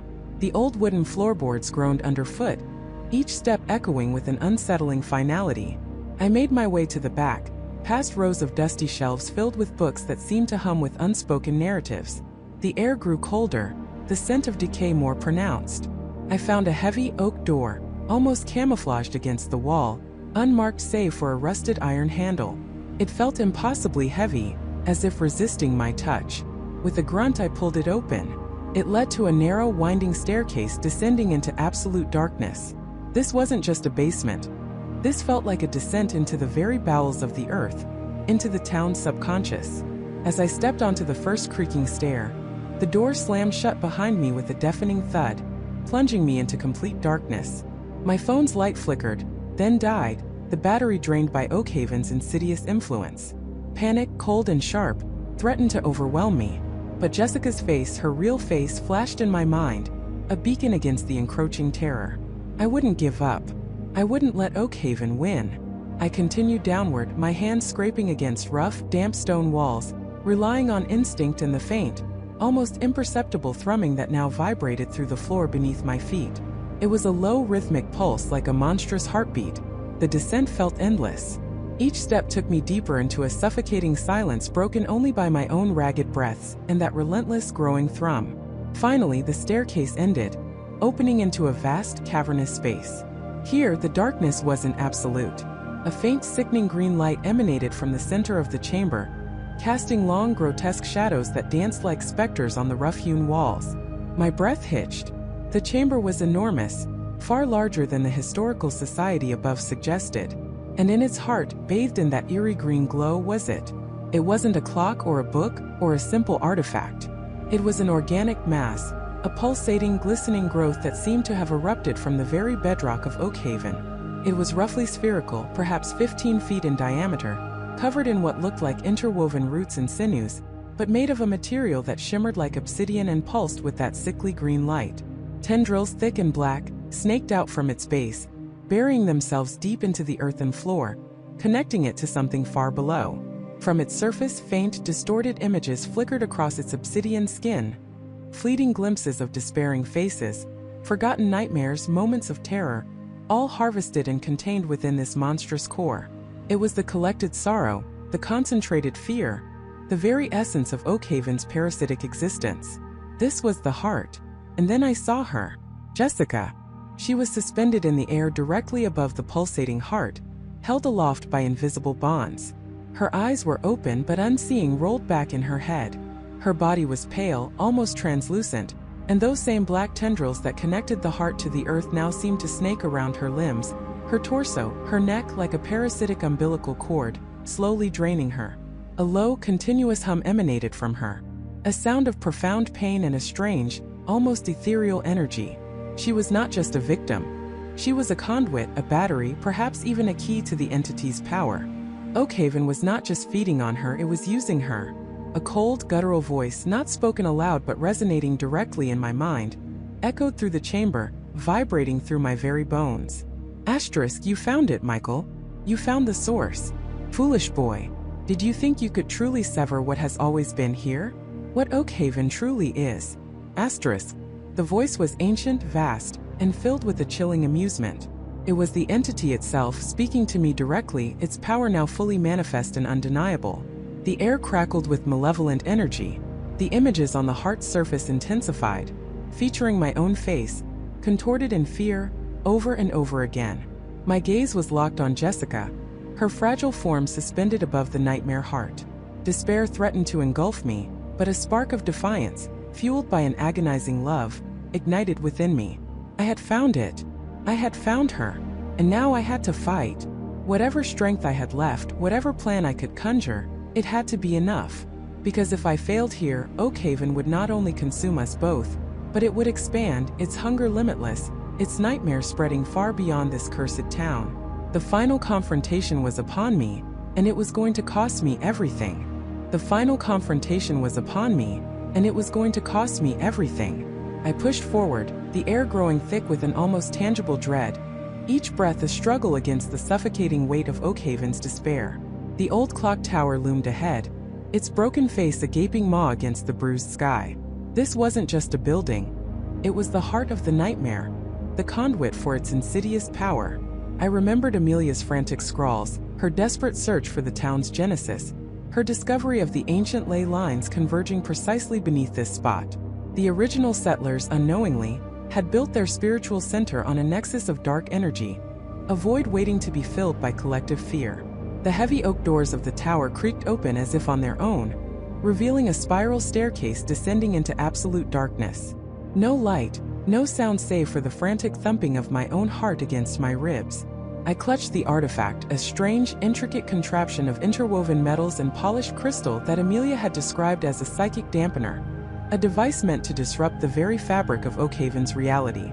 It felt cold and heavy in my hand, a small beacon of hope in the encroaching gloom. As I descended, the whispers began. Not actual voices but thoughts, feelings projected directly into my mind. My deepest fears, my greatest regrets, amplified and distorted. The faces of loved ones I'd failed, opportunities I'd squandered, moments of shame I'd buried. Oakhaven was a predator, and it was trying to feast on my soul before I even reached its lair. I clamped down on my resolve, remembering Jessica, remembering why I was here. She was down there somewhere, her spirit being drained, her nightmares made real.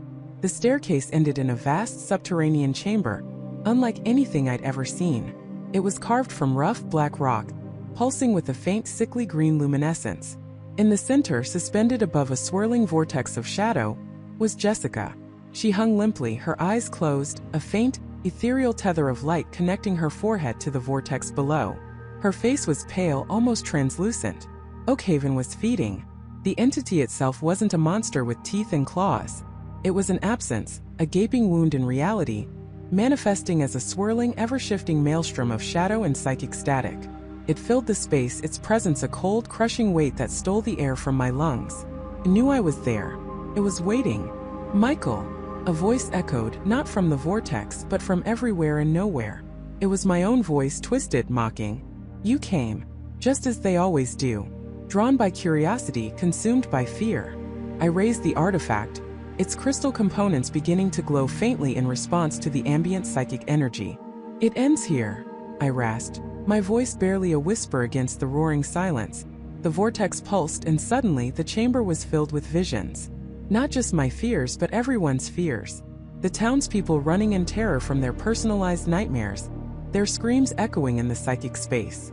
I saw Amelia, her eyes wide with terror, consumed by the very darkness she sought to understand. I saw myself alone, utterly broken, watching Jessica fade away. It was a barrage designed to cripple me, to make me surrender to the hopelessness. But then I remembered Amelia's final desperate note, the one that had been almost destroyed but whose words had been burned into my mind. It feeds on what you give it. Starve it of fear, feed it of defiance. It cannot create. It can only reflect and amplify. Oakhaven wasn't a source of evil. It was a mirror, a psychic amplifier of the town's collective dread. To defeat it, I couldn't fight it with fear. I had to fight it with something else entirely. Something more. Hope, defiance, love. I took a deep breath, focusing on Jessica's pale, gentle face.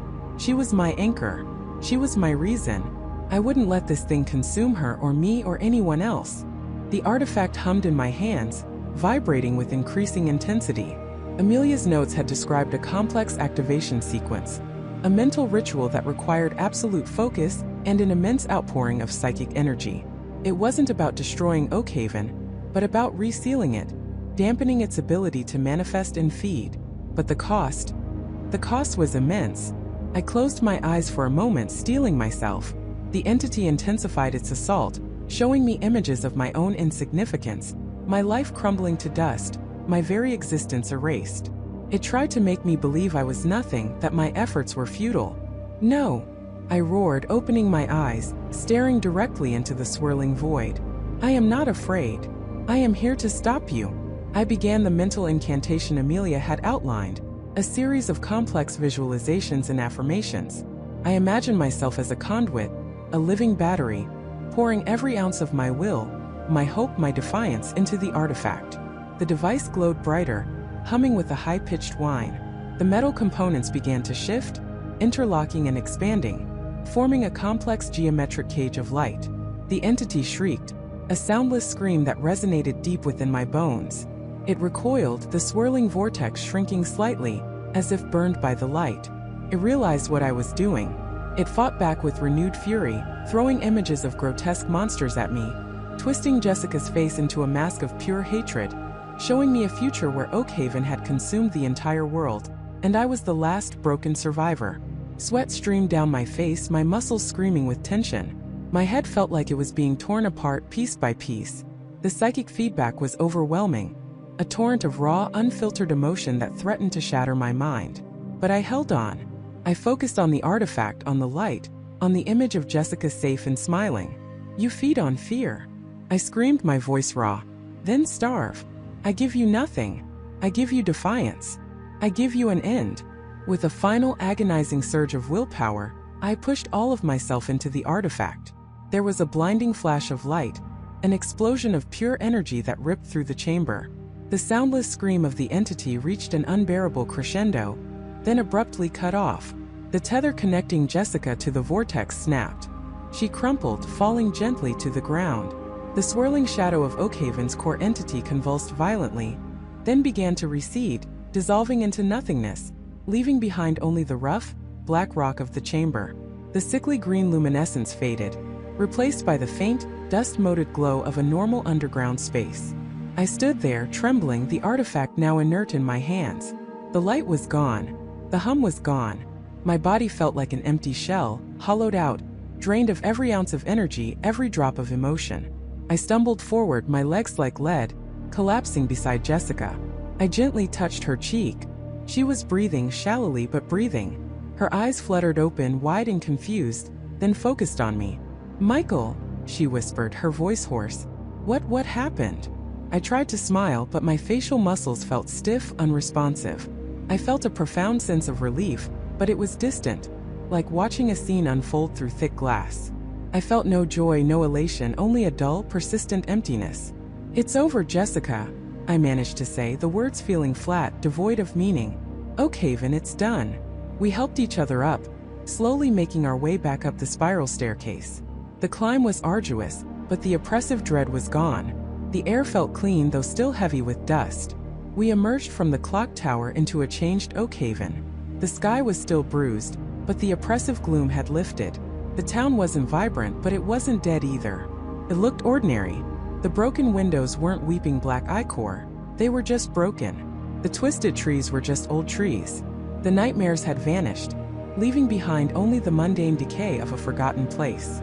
We walked through the silent streets, hand in hand, though I felt no warmth from her touch, no comfort from her presence. The cost, the ultimate price. To seal Oakhaven, to sever its connection to the realm of nightmares, I had to become the psychic dampener myself. I had poured my entire emotional landscape into the ritual, sacrificing my capacity for intense feeling to create the barrier. I could still reason, still function, but the vibrant tapestry of human emotion, the highs and lows, the joy and sorrow, the fear and love, it was all gone. Replaced by a dull, persistent neutrality. Jessica kept glancing at me, her brow furrowed with concern.